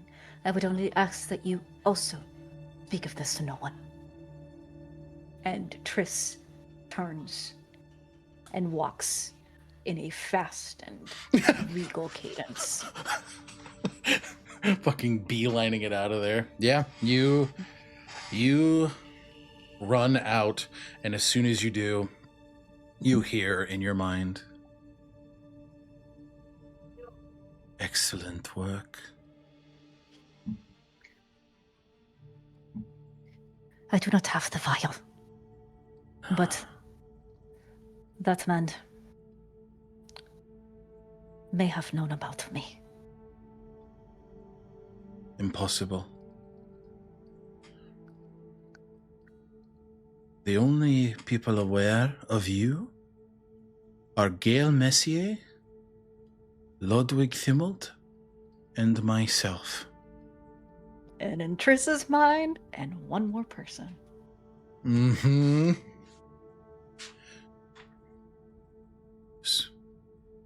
Most likely bluffing.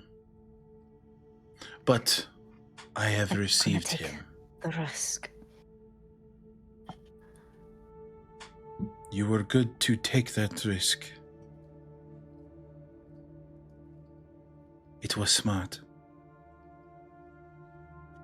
He is much better served in our hands than High Mage Severians.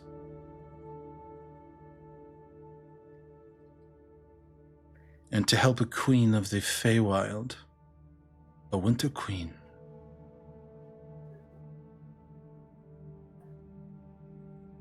you will be able to ask a boon of her.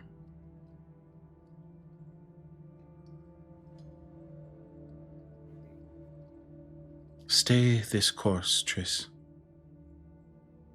The file is our next objective.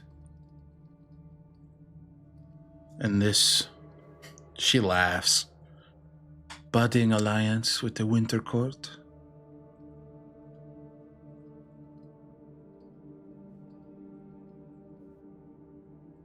This could be very good for us.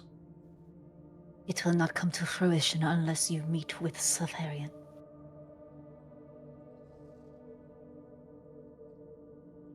For a high mage, it took him longer to deduce who I was than I expected. Appease him, mother. This will be much easier.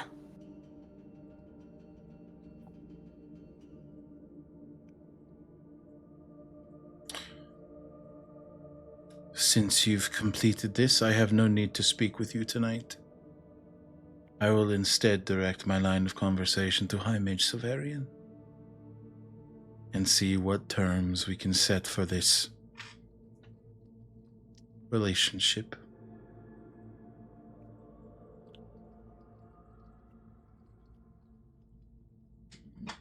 Triss doesn't respond any further. Mm. And instead, they had already changed from their previous clothing. Mm-hmm.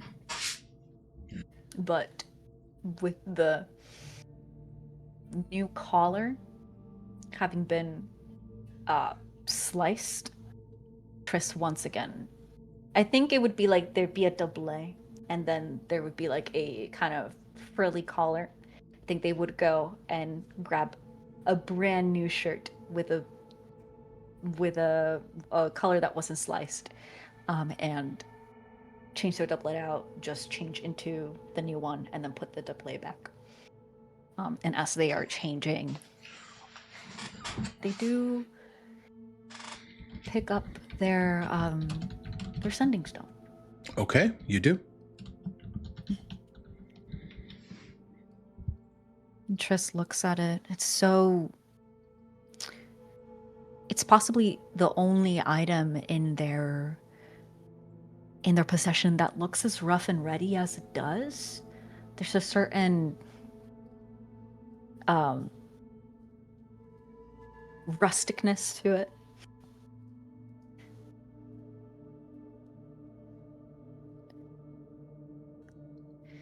Are you there? Can you hear me? There's a moment or two before a familiar voice. I'm here. You sound shaky. You all right? As the voice of Elaine makes itself known to you.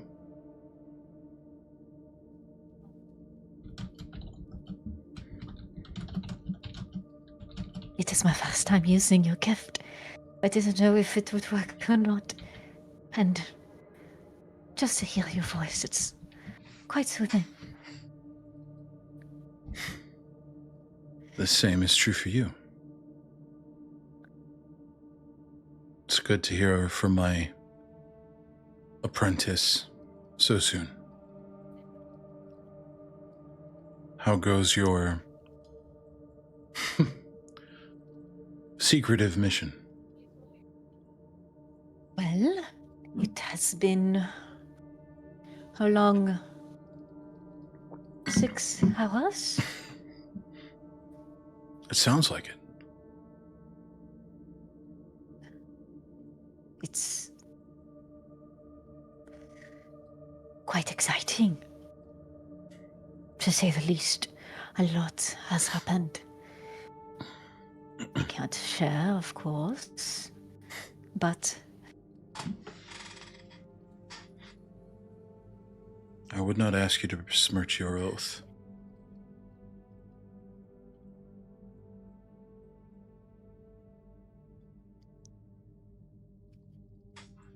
of course. You are much too kind like that.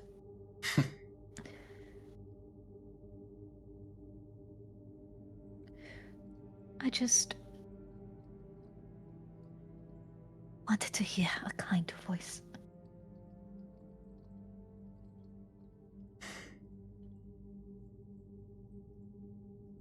Well, you can hear mine whenever you'd like. I'm here for you, Triss.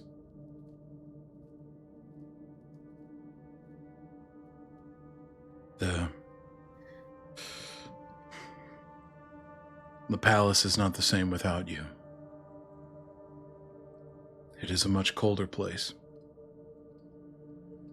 Though I can't see, I can feel a lost energy.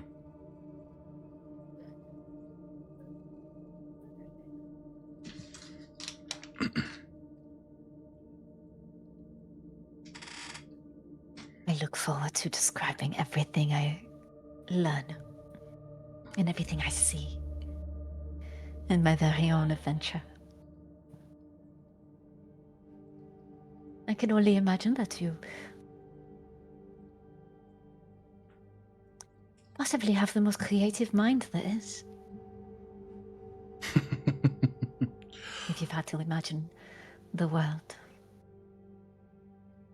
the way that you do.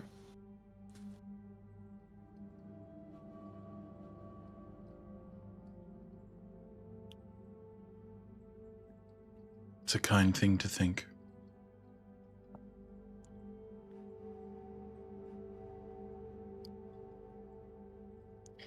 What, would it be evening over there? It would be no, actually, because it's actually a pretty similar time. Where you it's probably 2 or 3 hours later than it is right now. So it's deeper in the night.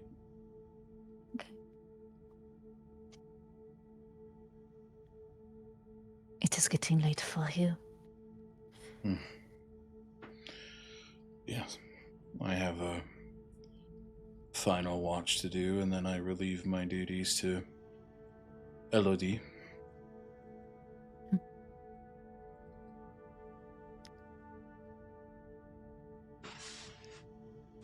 And Triss feels cheeky in saying this. Well, I hope you rest well. And in your dreams, I hope you dream of me.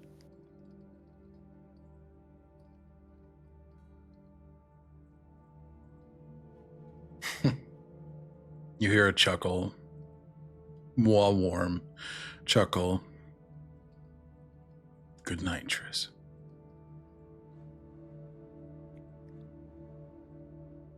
They pocket the sending stone. And you begin to make your way back to where the group is. Yes. Incredible. Not the longing good night, Triss. Not some longing, some nightly regal yearning. Uh-oh. Uh-oh. Thank you, Angie. And we will go to Lou. As Dolores and Monroe begin to investigate this room, unaware of a tertiary presence.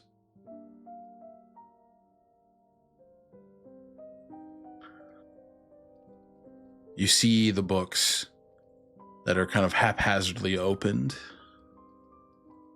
Someone was here.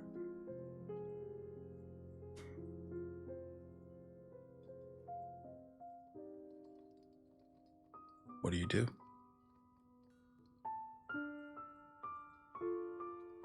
You are muted, babes. You're gonna snoop. I'll see if you can assess where they're from, who is from. Yeah, like before I touch anything, like I'm gonna see if I can see where the books were placed. Because I honestly kind of, after I'm done snooping, I want to put things back to potentially hide from Severian that there was a spy here ever. Probably for the best, yeah. I would say do a general investigation check of the space to see if you're able to determine where things were before or where they should be after you leave. A 5. It like teetered on the 19. You have an inspiration point? Yeah, I'm definitely gonna use that. Okay. What'd you get? An 8. Hey, what's Monroe doing right now? I'm just scratching my ass apparently.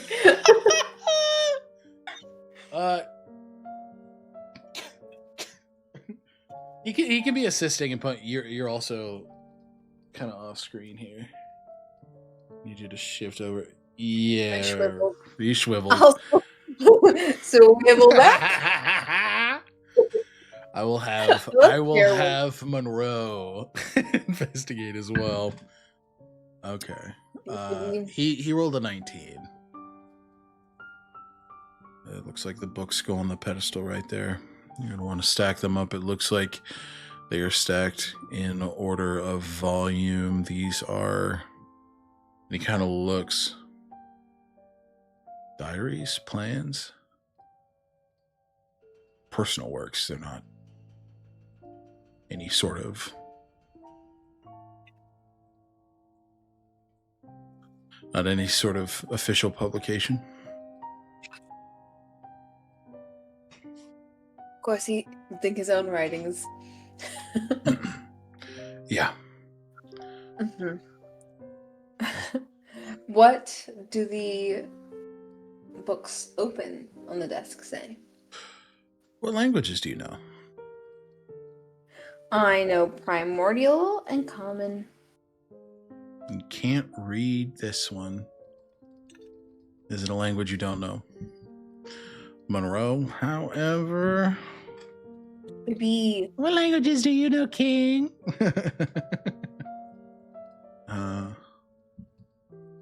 Dolores needs to go to school. You're in one. Yeah. Yeah. Monroe, Tristram Linwood. He knows.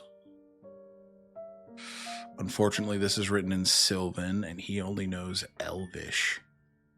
But he... Go on. I was supposed to have studied with Echinacea at some point. I forgot if we ever made that, but like my previous thing was in Sylvan. I remember the conversation switched to something else, though. Because it was Yeah. that what you guys were planning to do did not come to pass, unfortunately, because the conversation, yeah. Okay. Dolores is like, fuck, I still gotta learn something. He kind of, hold on. You see, he takes off. He puts his guns on the ground reluctantly. He's not very excited to do that, but he takes off the ring of Longstrider that he put on, and he puts on another ring, and he flicks it similarly, and he touches you, and then he touches himself as he casts Comprehend Languages.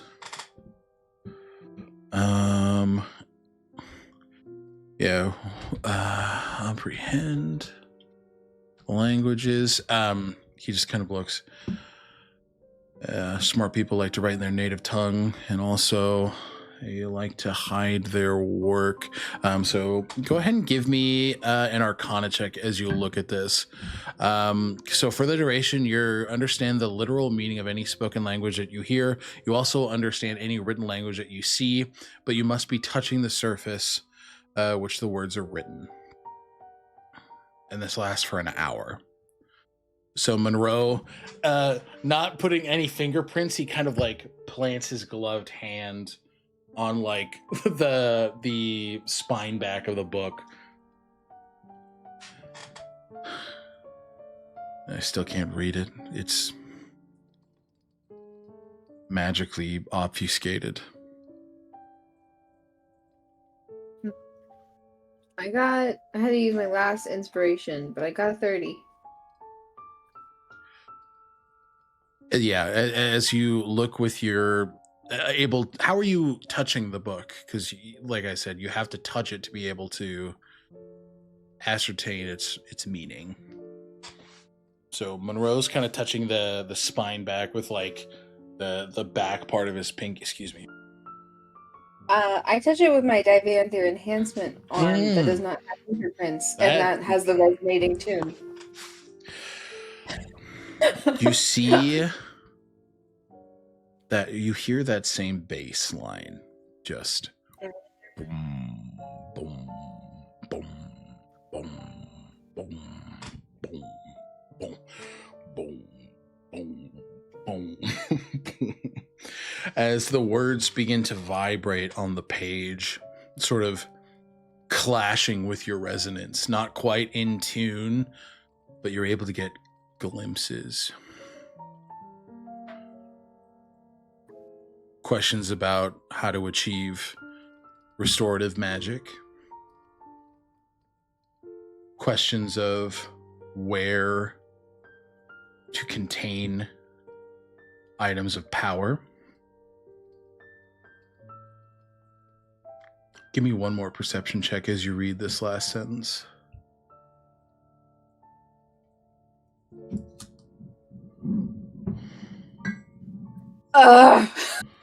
One second. Let me see if I've got one more of my. Please! Please! 11. My God, I've been rolling. I've had 2 ones that I've had to counteract. That's really unfortunate. I'll roll for Monroe as well if this is something you're pointing out. And I do have I have been like trying to triangulate Sylvan with my the thing that I know the translation of The in language. Lockbox. Yeah. So, I'm keeping that in consideration. okay then. That's frankly how you got, like the questions of like restorative magic and things like that. Okay, so I can just use one of my bardic inspiration dice to add a d10 to a roll. You can, you can. I believe. Can you bardic inspire yourself? Okay. Yeah, you can. Well, I do have one more luck point, so. No, bards cannot inspire themselves. Actually, that is not the case. Well, that's fine because I have one more luck point. Use that luck point. Baby. Perception. Perception. What'd you get, Buki? 8.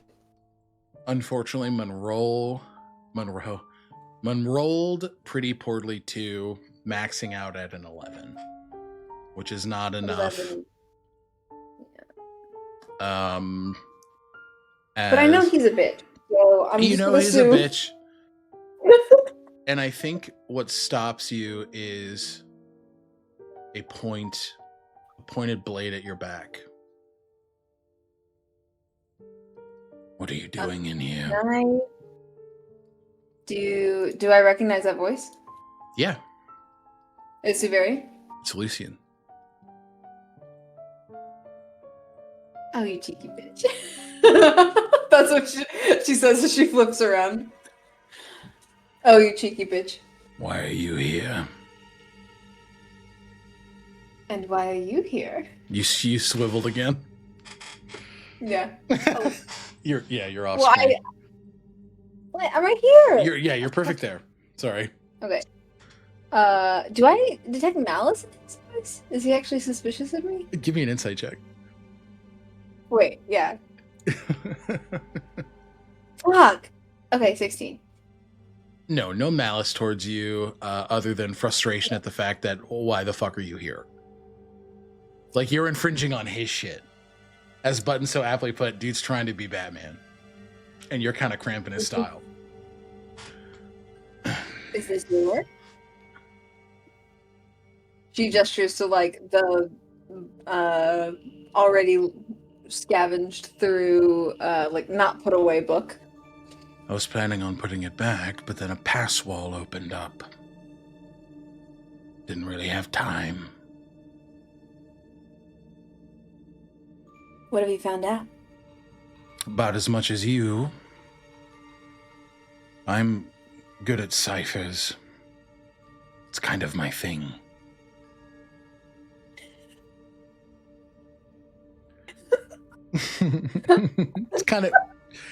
I'm kind of good at ciphers, you could say. I'm not like other girls.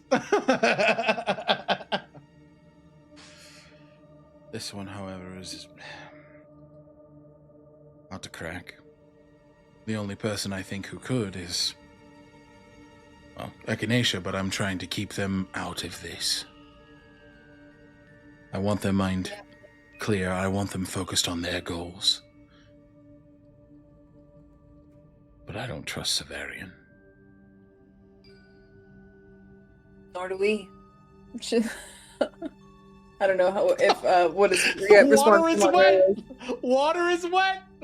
Fork found in kitchen. Crazy headline. God, Angie, that's so fucking. Yeah. What I can do,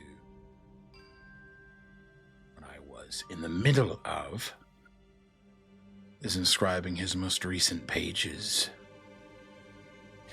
What I want to know is why you stayed hiding while we were investigating if you knew it was us. You want the truthful answer? Of course. I was curious about how you're going to fuck this up. Good God. This is my life. You're a performer.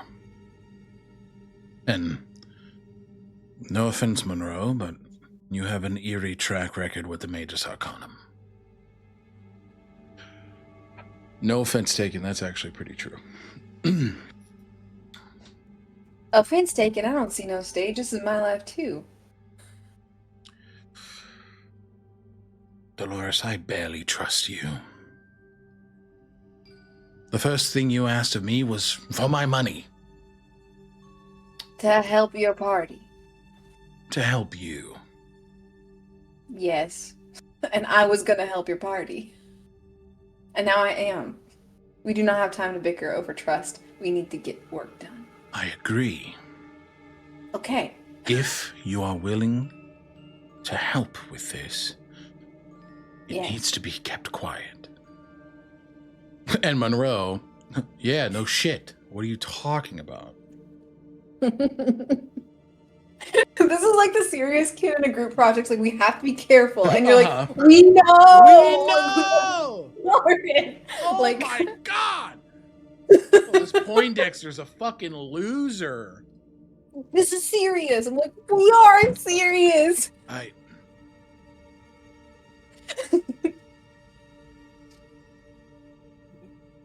don't. I know, Bart.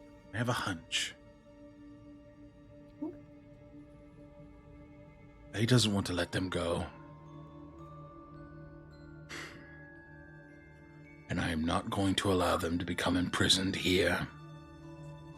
I am not going to allow them to become imprisoned by him ever again.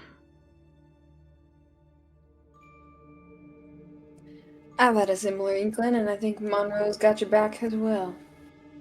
What's your plan? You son of a bitch, I'm in.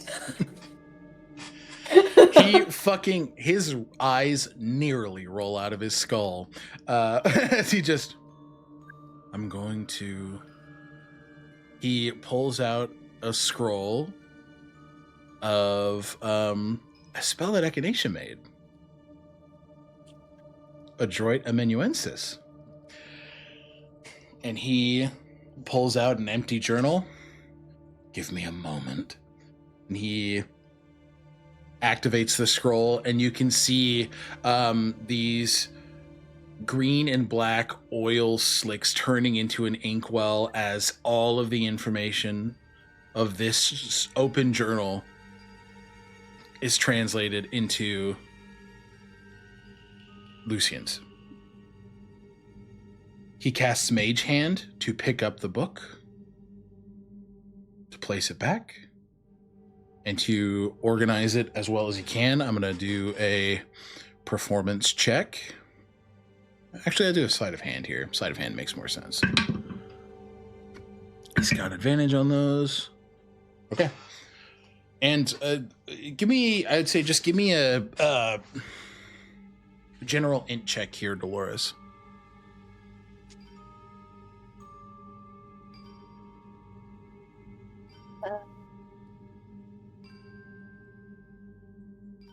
Why can I not?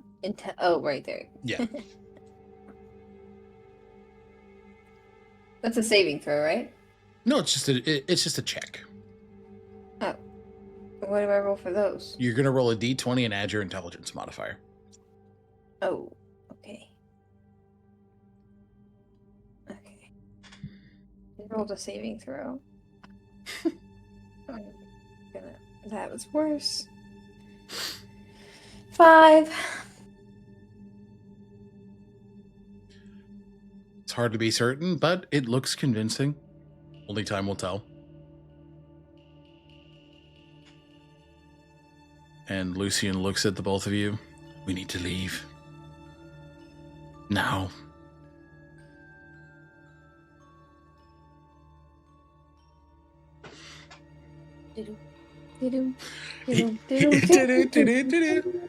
Hold on.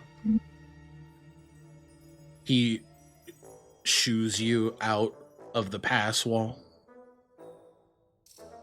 Sorry, I put the funny track on and it was just not the time.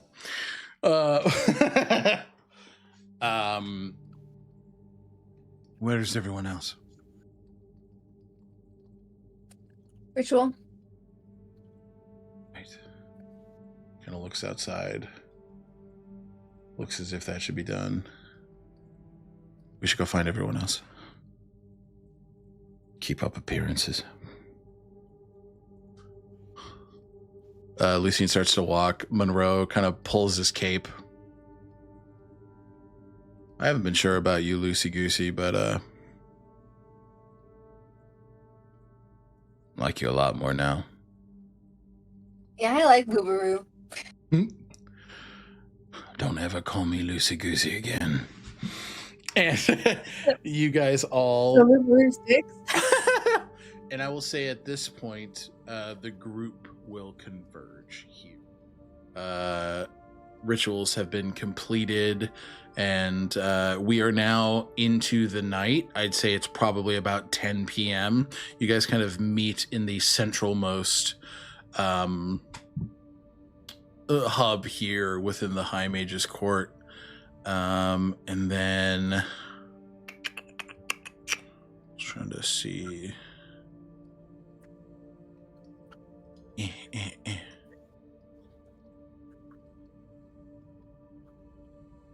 Yeah, so you guys are together, and then if you guys want to go over anything, have a conversation, now's your time.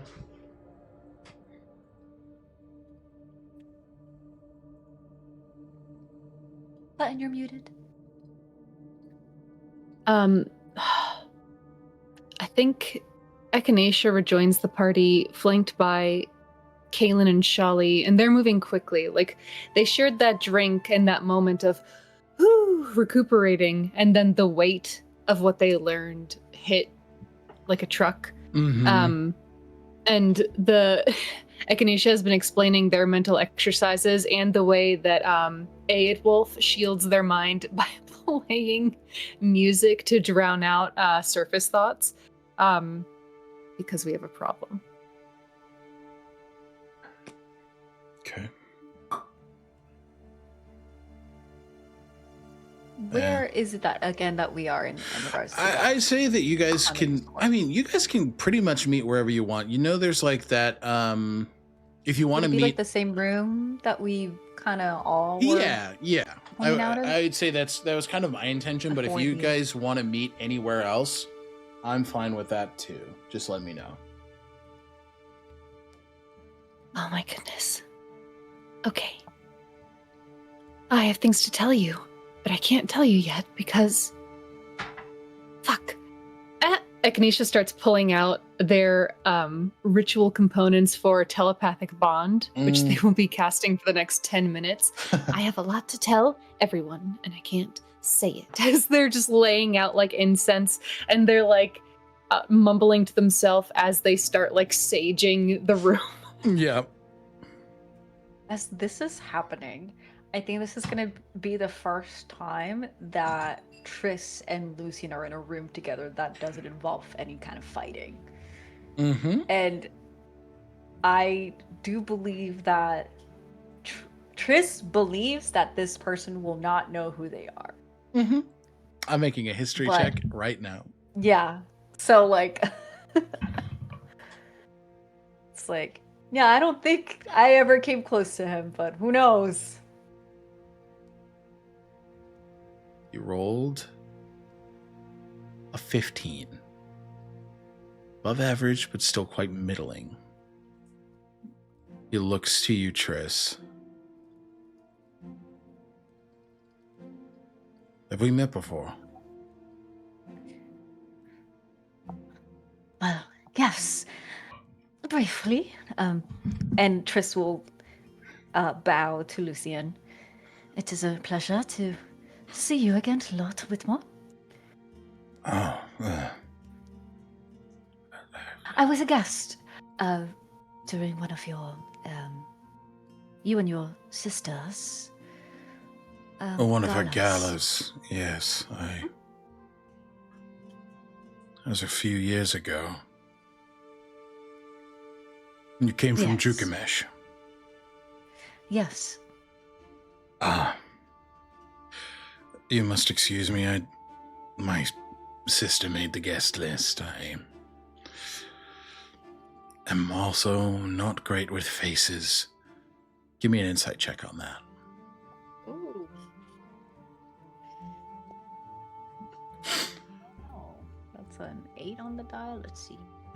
Insight. 16. That's not necessarily true. Lucian, by nature of being a student of the Sunwall Academy and an assassin at the hands of Dr. Satosh, is very good with faces. Well, considering the changes to Ivalo, I can assume that there has been a lot on your plate. Quite. Especially considering he gestures to the space. Everything happening here? Yes. I have been made aware. I'm here to help. Interesting.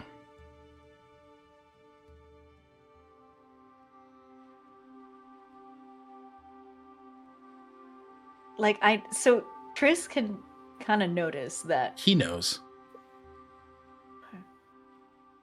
He knows. But given that Echinacea just came in and said we have a lot to talk about, Yeah. he's holding on it for now. Oh boy. Okay. But it is, he knows. And he knows. He knows. He knows.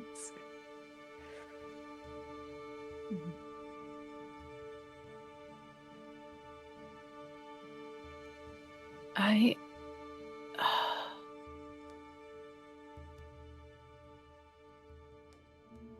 Go on. want to make sure, Angie, you're okay with Echinacea not casting the bond on you, Oh, yeah, and that's fine. them also not casting it on Shali, or Kaylin. Okay, yeah. Actually, fuck me. The paladins will hang out in a corner. It's not even. Fabulous. It's Echinacea trying to figure out like Triss seems lovely. We met Triss today, and we have been informed as to the appearance of multiple spies. Like this is not like a Triss has done anything to be distrustful. Like as a person, it is simply that they are new. Yeah, absolutely. Like I want to make sure that's okay. I'm cool with it. Okay. That makes Okay. absolute sense. The paladins will be hanging in the corner. Well, and like, the thing is, like, they do want to include Kaylin and Shali. They know that it will look especially bad if they only exclude Triss. Shali and Kaylin have the information. This is not new to them. Yeah. Yeah. Yeah. Yep. So in the casting of this spell, and they'll exclude Willow too. They'll kind of be like, I trust Shali to update them. And like to keep it numerically cogent, they're like, oh, I can't cast this on everyone. I'm so sorry. And then seem like they choose at random. They do not. Yeah. Just Willow okay. kind of sidles over to you, Triss. Now, I love your attire. Tell me more about this. They sort of like drop a hand on your lapel and just kind of like, oh, the fabric is delicious. So for the time being, you will be talking to a very flirtatious and very interested Willow. Of course. After all this, I would want to like also maybe talk to Shali and Kaylin briefly, Absolutely, yeah. just because Paladins. We can absolutely do that for sure.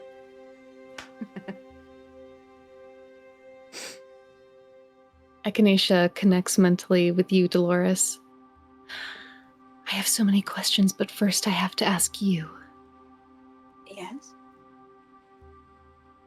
With the hat of disguise that I made for you earlier today, could you show me what the summer court agent looks like? The one that you met earlier. Are we in private? We're in this private room. I think Echinacea will have taken your shoulders and spun you a little bit so that Echinacea's in the wall and you're in the corner and you're facing them. Mm-hmm. And then, of course, Dolores will do so. Okay. Echinacea memorizes that face. Thank you. Oh, and she'll do both. So she revealed her disguise, and she also revealed her face as this, the summer elder. Fuck. The summer Winter elder. Eladrin and the Summer Eladrin, both. Yeah. So I will reveal both the disguise and the actual person. You're my hero. And do you remember any of the code words and such that they expressed to you? Let's see. I can roll or try to roll. I don't remember anything above table other than that they seem to think that something was going to happen within a week, I believe. Yeah, Alec, can I tell you what they said? Thank you. The code words that she dropped to you were faith in the heat of summer, fire stoking in the city, and then the king of summer deems that the winds will pass. And it was all just seemed like code. The last one for getting rid of Koliata. And then fire stoking in the city, in hindsight, I imagine being the attack. Damn, I thought I had that written down, but I guess I forgot either or didn't write that down. Thank you. Dolores relays that. Perfect.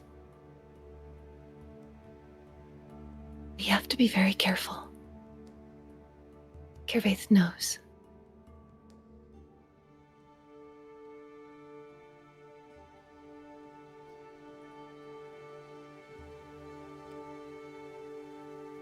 He knows, but he doesn't know it's tomorrow. Right? No, he knows it's tomorrow. Fuck. So, what do we do? Can we take on whatever he'll throw at us? And you can see Echinacea wants to communicate something with you. And even in this mental capacity, there's this hesitation.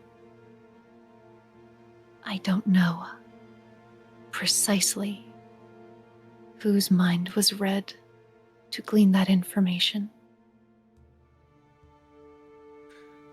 Do you know if it's truly mind reading? That's the source?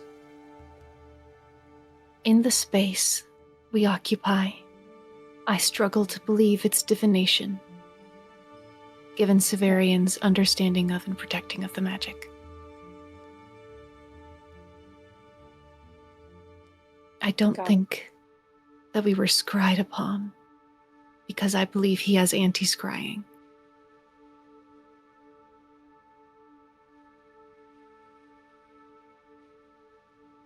But I don't know if it was one of our minds or his.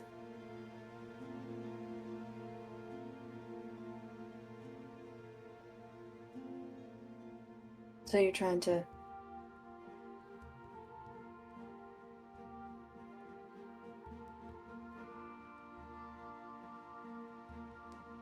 protect us. That gave Dolores an idea. Well, you know one way to find out a mole. How? Intentionally share false information to see where it leaks.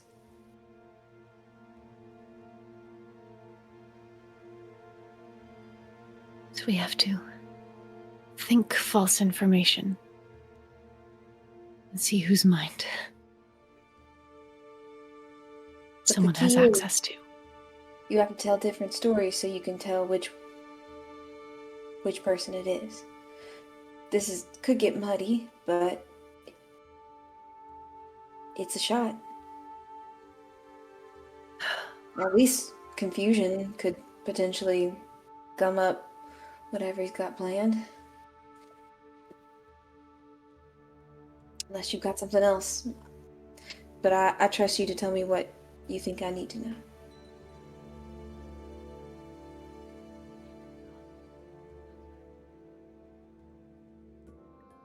But I've got something to show you. What's And I that? suppose Lucian's has it, but light reading whenever you're ready, but it's not as important as this. Just for later. Okay. Okay. Okay. What can I say? Okay.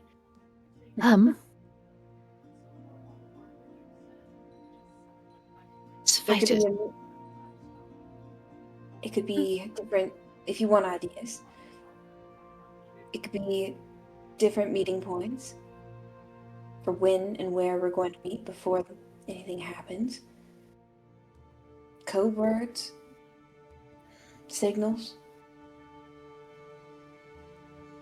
plans of attack.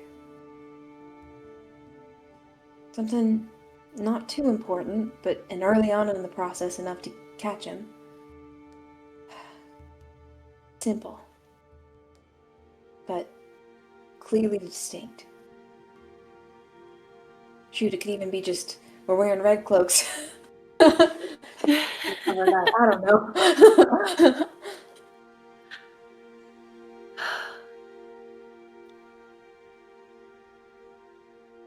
Does that help? It does. I have to go find Severian. I need to make sure he doesn't kill those two Summer Court. I have questions for them. Fuck yeah. Could I rely upon you to share with each individual a different minor thing? That if a mind were read regarding it, it would make clear whose mind was read without impinging too hard upon our plans. Honestly, the cloak thing is kind of great. All right. Lucian just Why- says, red cloak, blue cloak, green cloak, purple cloak.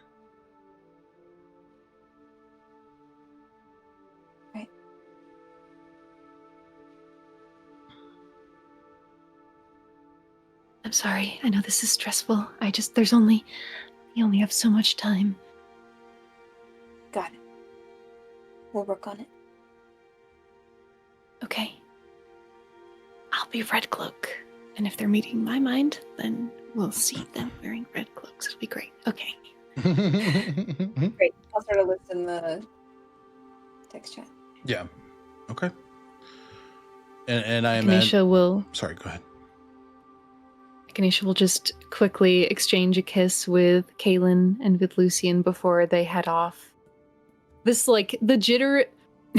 Both of these men know their jittery energy, and it's like nothing they've seen before. Like, Echinacea's back in that spring Eladrin disguise, but is like hovering off the ground like a couple inches, and you can tell that their wings are going crazy. Like, little petals are trailing from them like it is a spring Eladrin, but it's just very clearly manic energy. Yep. They both kiss and hold you tight before you depart. And you make your way to find Severian. We will pop over to Triss, who... How are you feeling at Willow's flirtation? How's Triss engaging with that? Triss is I think Triss is also being flirty back. Ooh. This is it, but flirty in a way that it's just a way that it's a very specific type of flirtiness. It's the type of flirtiness that you find when you go to a bar and find a interesting person that you've never met before. You start talking to them. Mhm. It is like, oh, you are so interesting. You are different. I want to know more about you. Yeah. And Willow is definitely leading the conversation, and Triss is responding in kind. But I think the one thing is that whenever Willow tries and like touch or dig deeper into like the clothing, Yep. Triss will very gingerly just like grab their hand and like just sort of in such a like demure way kind of Yeah. like grab their hand and like caress it and just kind of like and Your magic is very interesting when we were fighting. Are you a sorcerer, a wizard? I answer to a higher calling, a warlock, to Oh, the sky dancer. You have an oath of your own. An agreement I signed, but some would call that an oath, yes. The sky dancer. Do I know that? Give me a religion Does check. that? religion. -1, a 10. No, this is definitely out of the purview of the alloyed and unalloyed pantheon, and even more like specific pantheons worshipped across the known realms. But they do look at you. She's more of a lesser idol, not known by many, but she is known for performance, upholding one's community, and not just being so downright beautiful. Quality over quantity. Yes, very much so. Not to disregard the work and quality of Lathander and Elthuin. Shali, no offense taken. Kaylin, having just seen her alongside everyone else, I don't think anything compares. The both of you follow a code, do not? Shali, I am a cleric of Landith, but yes, I follow his doctrine closely. And, Kaylin, I swore an oath to Aelfwin, and I honor it every day.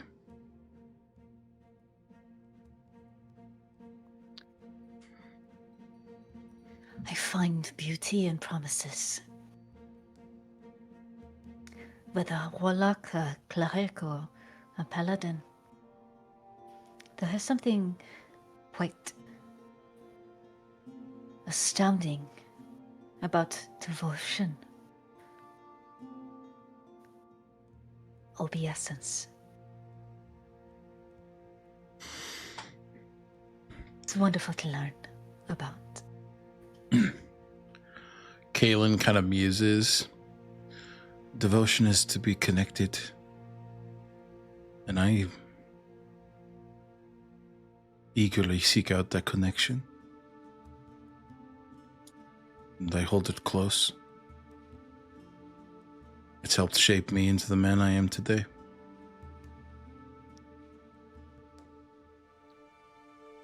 Is yours an oath to devotion? Of course. A promise of my own. Although not to a higher power as you would know it.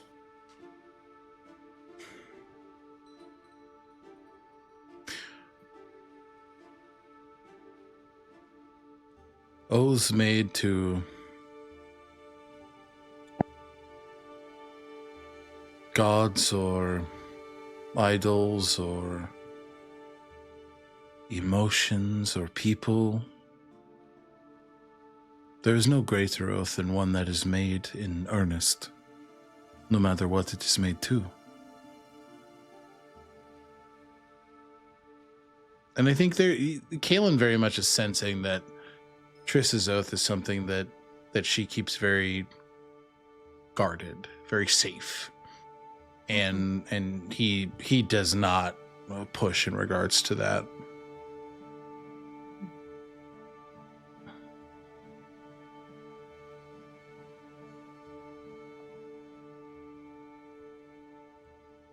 You remind me of someone. Me? I get that a lot, actually. I am just a man who reminds people of other men. Which I suppose is not a bad thing. Well, it depends. Do you like this man? Is it the man? I'm sorry, I assumed. No, you are not incorrect. Oh. It is someone that I care for very much.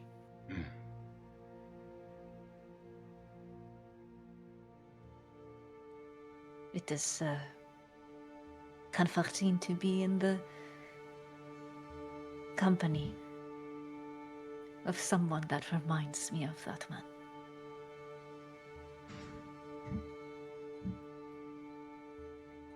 I'm happy to inspire warm memories. Well, Bless you. Bless you again. That one took you. Now you went, ahoo!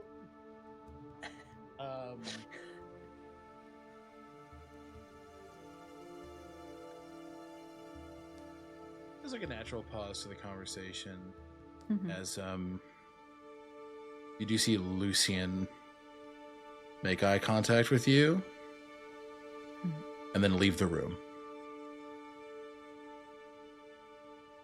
I think Triss will give it a few minutes before they follow. Fair enough. Fair enough. Okay. Dolores, what are you up to at this point in time? Dolores is doing as the plan says, and casually, real casually, as people are, coming in and out of their. Do I have any kind of meth? I don't think I have a stone of sorts. You have a sending stone? Yeah, you do. Yeah, huh? Where? You have one given to you by Milo Marko Markovich. Okay. I don't think I have it in my inventory, so I always forget to use it. Brother. Let me put that end in there. Shindig stone. Huh? Cool. Alright.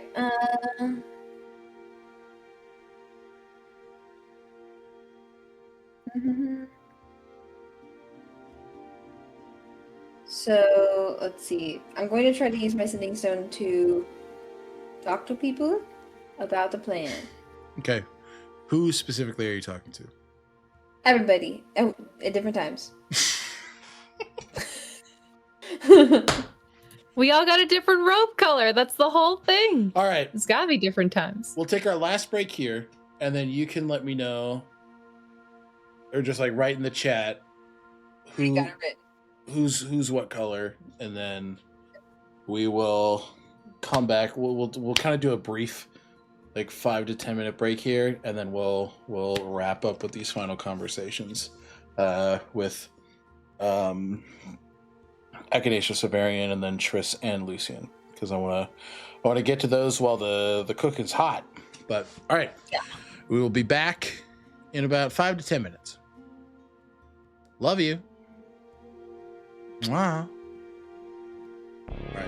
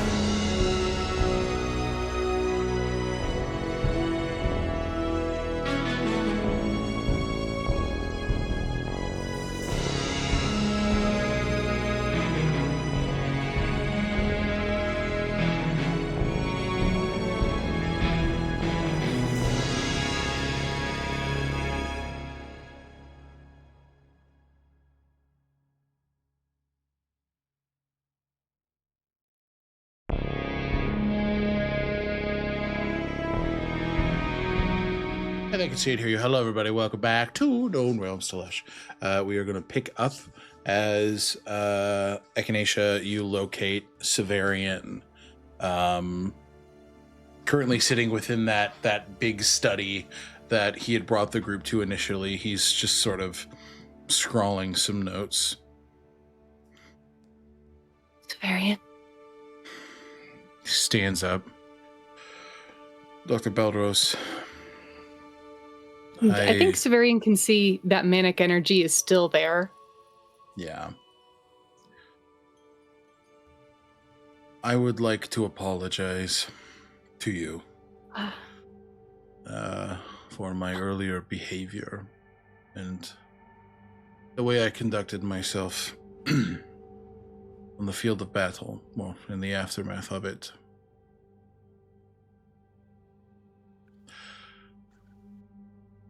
Being surprised by the summer court enraged me.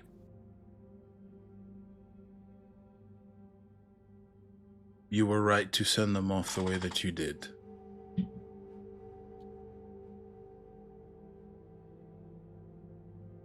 You think that? Why do you think that? Because we must be better than our enemy.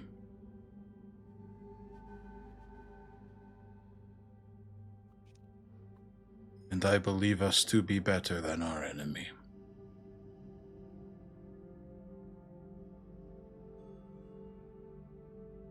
I'm glad you think that way. Echinacea is going to chug a potion of, what are you called?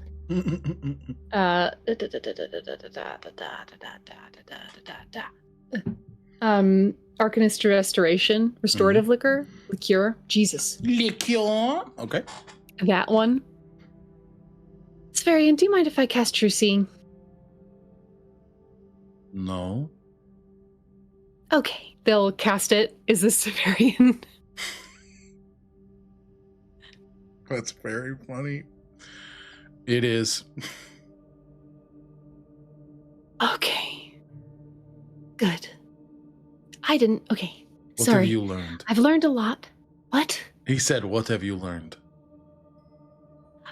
First of all, that you're actually the person talking, which is not entirely what I expected. So I appreciate your apology. And I thank you. And don't roll Please. your eyes. I do appreciate it. It's... I know. Please sit. Echinacea sits. He pours a double whiskey for himself and you. Go on. Can you tell me the words on this room? On each pass wall, I have a glyph of warding, and I have an alarm spell that will immediately, if triggered, make me aware of anyone trying to enter my pass walls. And there is a lack of divination magic, or I cannot be scryed upon in this space.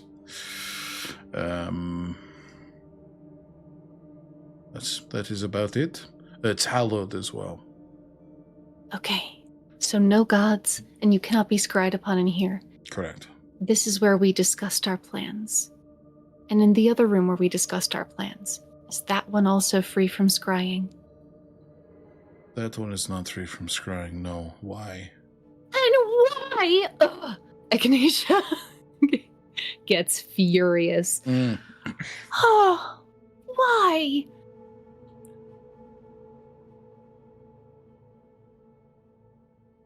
Because it wasn't necessary for that space.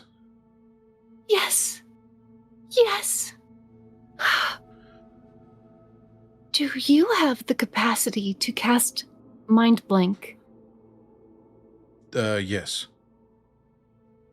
Do you have scrolls of it? I have a few. Okay. I think you should have one. And I think maybe... Fuck me. Okay. Are we compromised? Yes. He stands up. I would like to tell you what I've learned, but I need to make sure that it doesn't get back. He grits his teeth. And I gave my fucking ring of mind shielding to Dolores.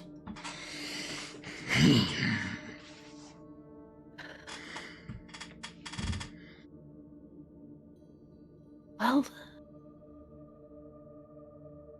the spell lasts for 24 hours. So we should only need it for that amount of time. Who knows that we've been compromised? Myself, Kaylin and Shali, and Dolores. But A small Dolores circle. does not know the means via which that occurred. I don't expect her to. I didn't tell her. That's why she doesn't know. That's what It's I'm not- saying. I don't expect her to. It is closed circle information. It's smart. Okay.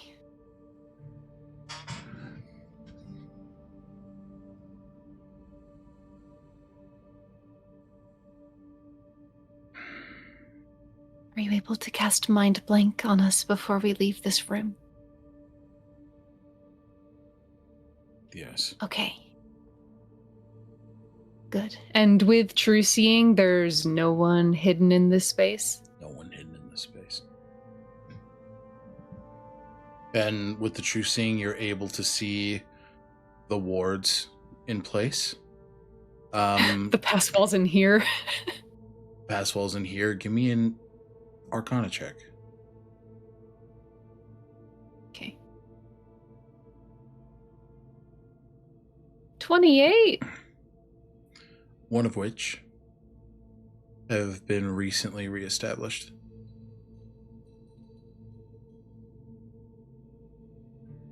The one directly behind Severian.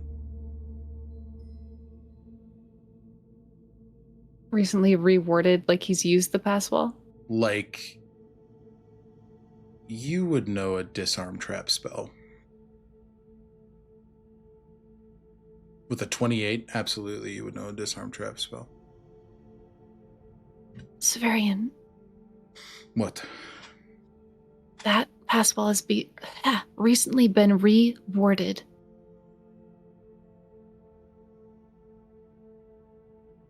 Stay here. He flips his hand, enters the pass wall. There's a moment of pause.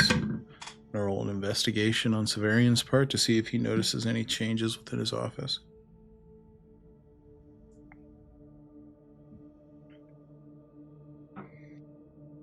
I'm sorry, Echinacea thinks they're outing a spy, not our spy. That's what makes this shit juicy. He rolled a 25, which is less than Lucian's roll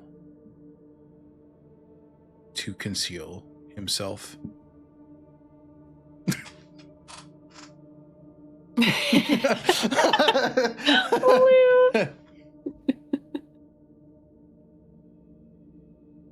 Nothing has been changed in there. So unless somebody's very good at covering their tracks, maybe one of my simulacrum did it, I will question them immediately.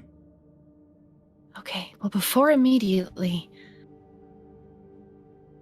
you can cast Mind Blank on us when we leave, so no one will be able to read our minds.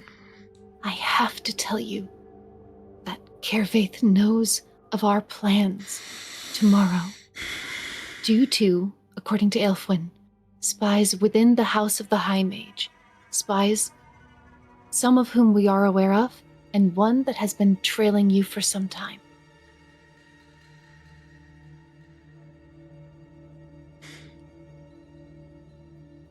Okay.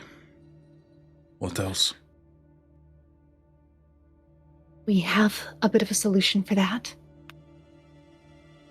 Landith is going to lend his aid tomorrow by pulling Kervaith's attention away from Squall's End. Okay. He's also going to aid the city after Koliada's release. Minri has also informed me that Kervaith will know once Rhyme is disenchanted. I feared that to be But the case. given... Is that so?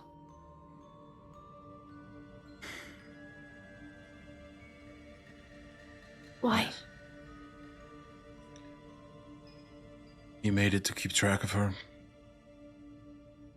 I imagine he would know when he no longer is able to keep track of her.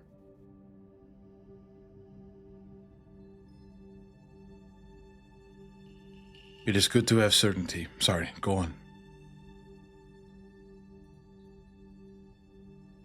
Minri is also beseeching Shar to lend her aid in seeking out the prisoners of the Changeling in the Shadow Court, which includes Honor Guard Handil, who has obviously been replaced. My hope is that you'll be able to glean how that happened. And I also learned that once the moon is at her zenith, it is specifically Aelfwyn, the goddess herself, who is able to provide her aid in resisting artifacts crafted by Kervaith himself. But a vengeance for Arashni.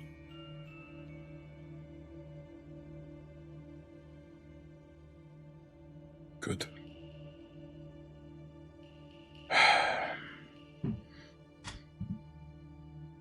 This is good work. Thank you.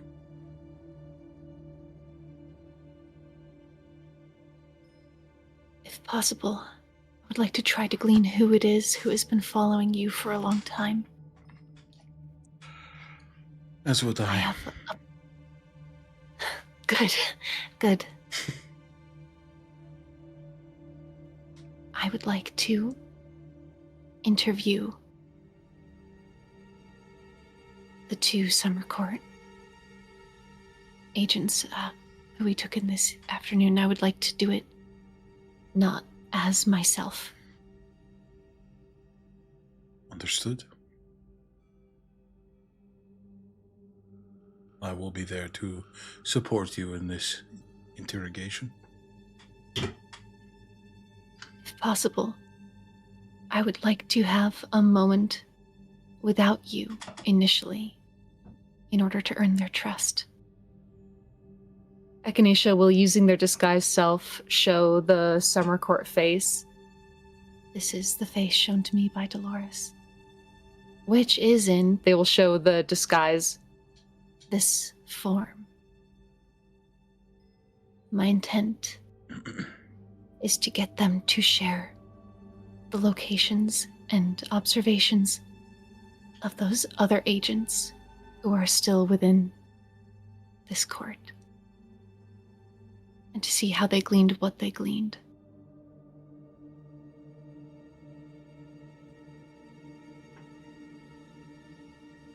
To be better than our enemy.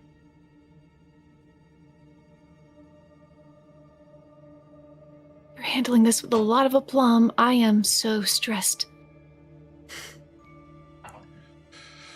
I am trying to find solutions, but it seems that they have already been found. So, all I can do is commend you for your work. Thank you, Echinacea. Thank you, Severian. And Dolores has crafted a very clever plan to see if anyone is reading our minds.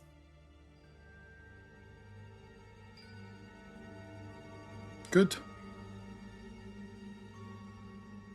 What is his plan? If possible, we would like to divvy up a certain number of folks within your court.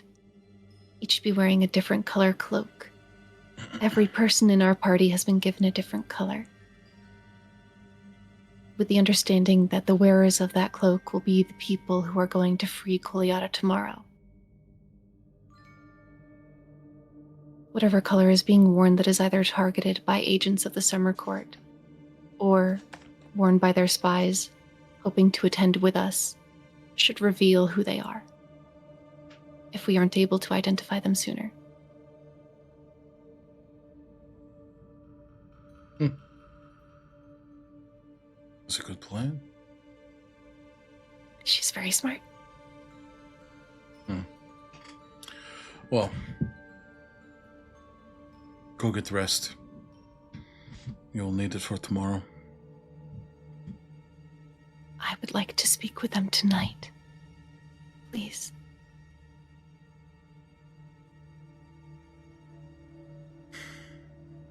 Give me an hour. And he pats your shoulder. Good work. And he exits the room. Wait, mind blank. You see as he's leaving, he casts it on the both Thank of you. So, all right. And we will transfer over to Triss. Hi. You, after a few minutes, make your way down the hallway to find Lucien sitting on like a laze seating at the end of the hall. And it's quite a long hall.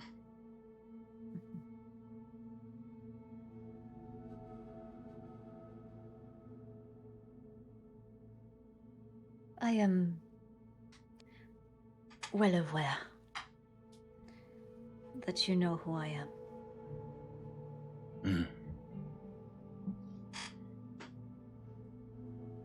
Yes. It is my responsibility to remember faces. Why are you here?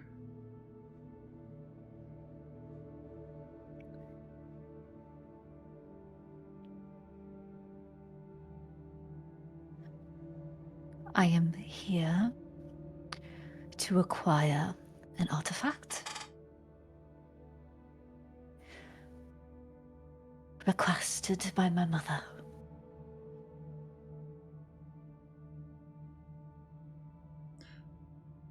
Does my sister have anything to do with your presence? No. I'm gonna roll insight check. Obviously, you're telling the truth.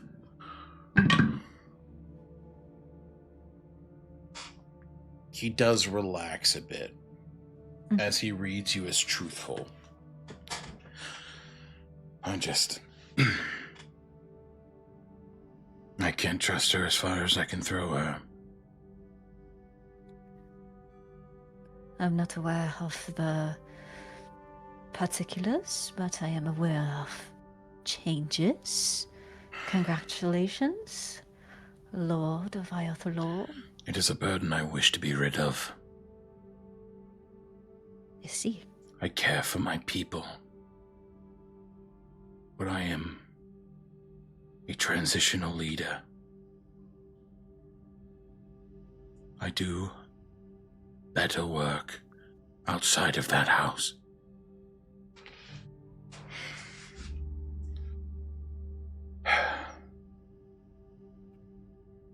You wish to keep this secret.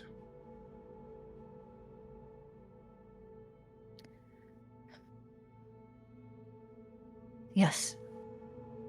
There is a reason why my identity has not been revealed to you and your own. I imagine it's to protect yourself. And your Exactly. family. Exactly. Lucien understands this plight, being nobility himself, and the complexities that come with that. He thinks about how it's impacted his experience, particularly in Sunwall, where he was treated quite cruelly because of his nobility. a sort of checks and balances to power in a place where he didn't have any. Mhm. And he thinks about how careless Kalen has been in revealing his name, his true name, his connections to Zendrix, and how that's led people to the party before.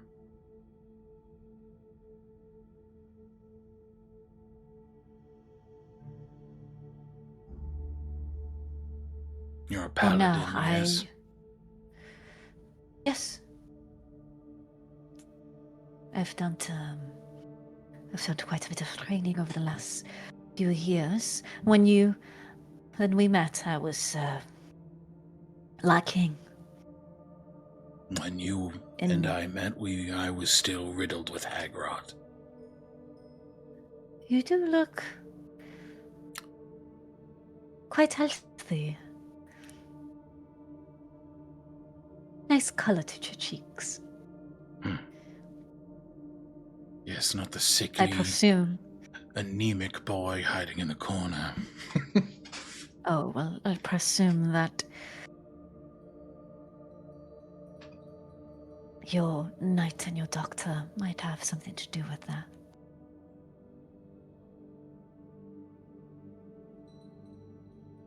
Yes. You would be correct. And I will, he stands up, protect them by any means necessary. Do you have any intentions of bringing harm to them or any of the company I keep? Not at all, Lord Whitmore. This is gonna roll again. Mm-hmm. Okay. What does Lucian get with a natural 20? Oh, wow. Exactly what they say. Oop, oop. Triss has no... Oh, Sorry, I hit the wrong music. everything okay? I hit the wrong Very music. good. Very good. Lucian gets exactly what is said. Because Triss has no intention in harming any of these people. Yep. He gets the answer to the specific question that Lucian asked. And Triss, he's not intending in harming any of these people. Absolutely. And is putting her life on the line Yep. to even help them. Lucian, his shoulders relax. You can see the resplendent gold of his prelude shine off of the wall sconces as he exhales.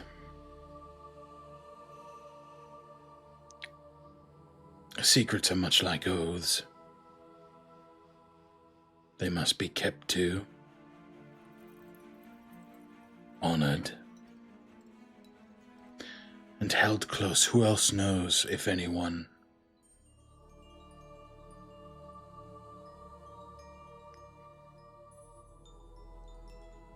Severian knows of where I come from and knows that Margot Timot is involved.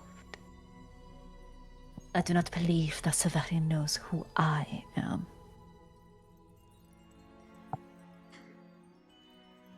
And to you, Lucian, I am simply Triss.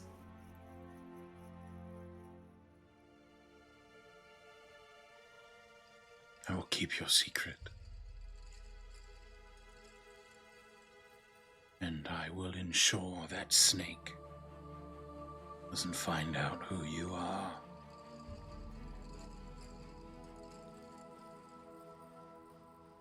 You have my word. My. This distaste? Is there something that I should know? you saying you enjoy Severian's company? No. Then my He distaste is should be an- clear. He is an unkind man. But I am required to appease him in order to get the subject. Well,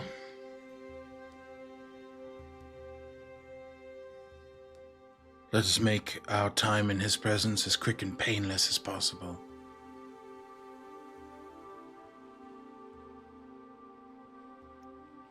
Lucian nods to Agreed. you.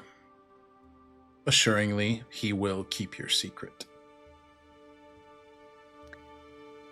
Lucian, Yes. your devotion is admirable.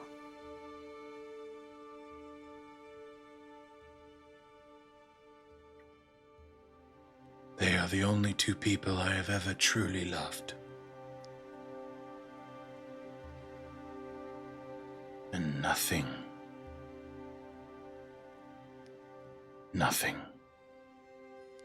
will harm them.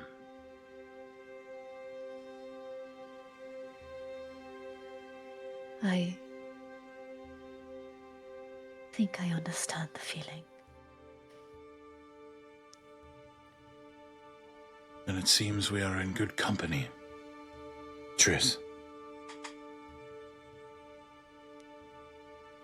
Triss nods and turns to go, and there is a moment as they walk back to the room where those words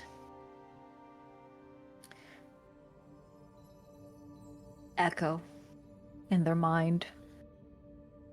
They are the only people that I've only ever truly loved, and I will do everything in my power to protect them. They are the only people that I ever truly loved, that I love, the people that I love, protect. Triss knows because that's etched into their body. And they said, I believe, I think I know the sentiment. But only because of how it's built into them.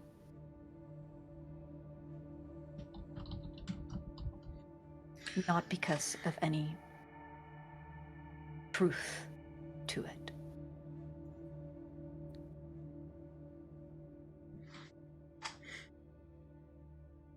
And that is where we're going to call tonight's chapter of Known Realms Tolesh.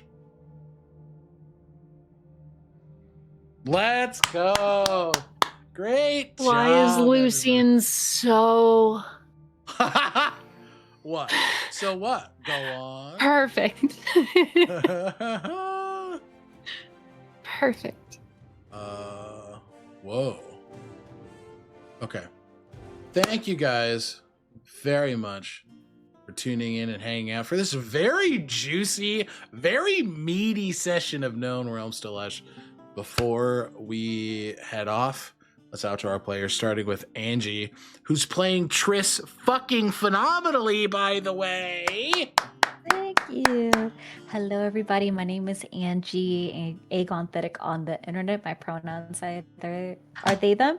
I've been playing Triss, any and all pronouns. You can catch me here, of course. You can also catch me over on Dicescape YouTube channel for The Last Archivist, a Daggerheart campaign.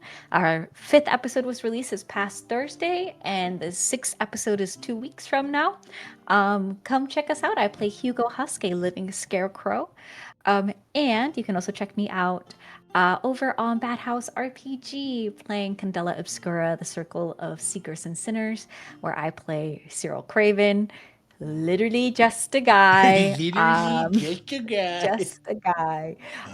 And things are getting very juicy over there. My God, I love horror. And yeah, and just catch me on my socials, Agonthetic. At some point in the future, I maybe start streaming a little bit more here on Twitch, art streams of such, and that is Agonthetic, the same way that you see it on screen here, but with an underscore right after it. So that's me. Amazing. Thank you so much. Yeah. Blue. I'm Lou. I play Dolores. We both use she, her pronouns, and you can find me at Lucilia_art on most social medias. Amazing. Thank you so much. And last but not least, Button. Hello, I'm Button. My pronouns are they, them. Echinacea's pronouns are also they, them. I'm Bluebluebutton on social media, and when I'm not here, you can find me over on Stealthy Elf Productions in Unearthed Inheritance, where I play Cress, in New World Rebellion, where I play Amanita, and in Outlaws of Alkenstar, where I play Sugar Pea. And if you're so inclined and would like to check out an all-disabled retelling of Bluebeard's Bride, you can check out A Haunting Beloved on Numinous Productions. We just won Best Cast for an actual play video podcast at the New Zealand Webfest. Webfest. Webfest. I'm so tired. That. So check out Numinous Productions. We're very proud. Amazing. Please do. Thank you so much. My name is Alec. My pronouns are he, him. You can find me all places on the internet at Tales Archived. I have been your archivist for this evening. And when I'm not here, you can find me over at Stealthy Elf Productions. I play Finn Reese in Heroes of Asteria Unearthed Inheritance. And I also play Nrim in New World Rebellion. Keep your eyes locked to our socials. We're going to have some really fun announcements coming in the next week or so. And yeah, I'm going to go take some NyQuil and pass out. Thanks for hanging. Tune in for a raid, and we'll see you guys in the next adventure. Bye, everybody! Goodbye!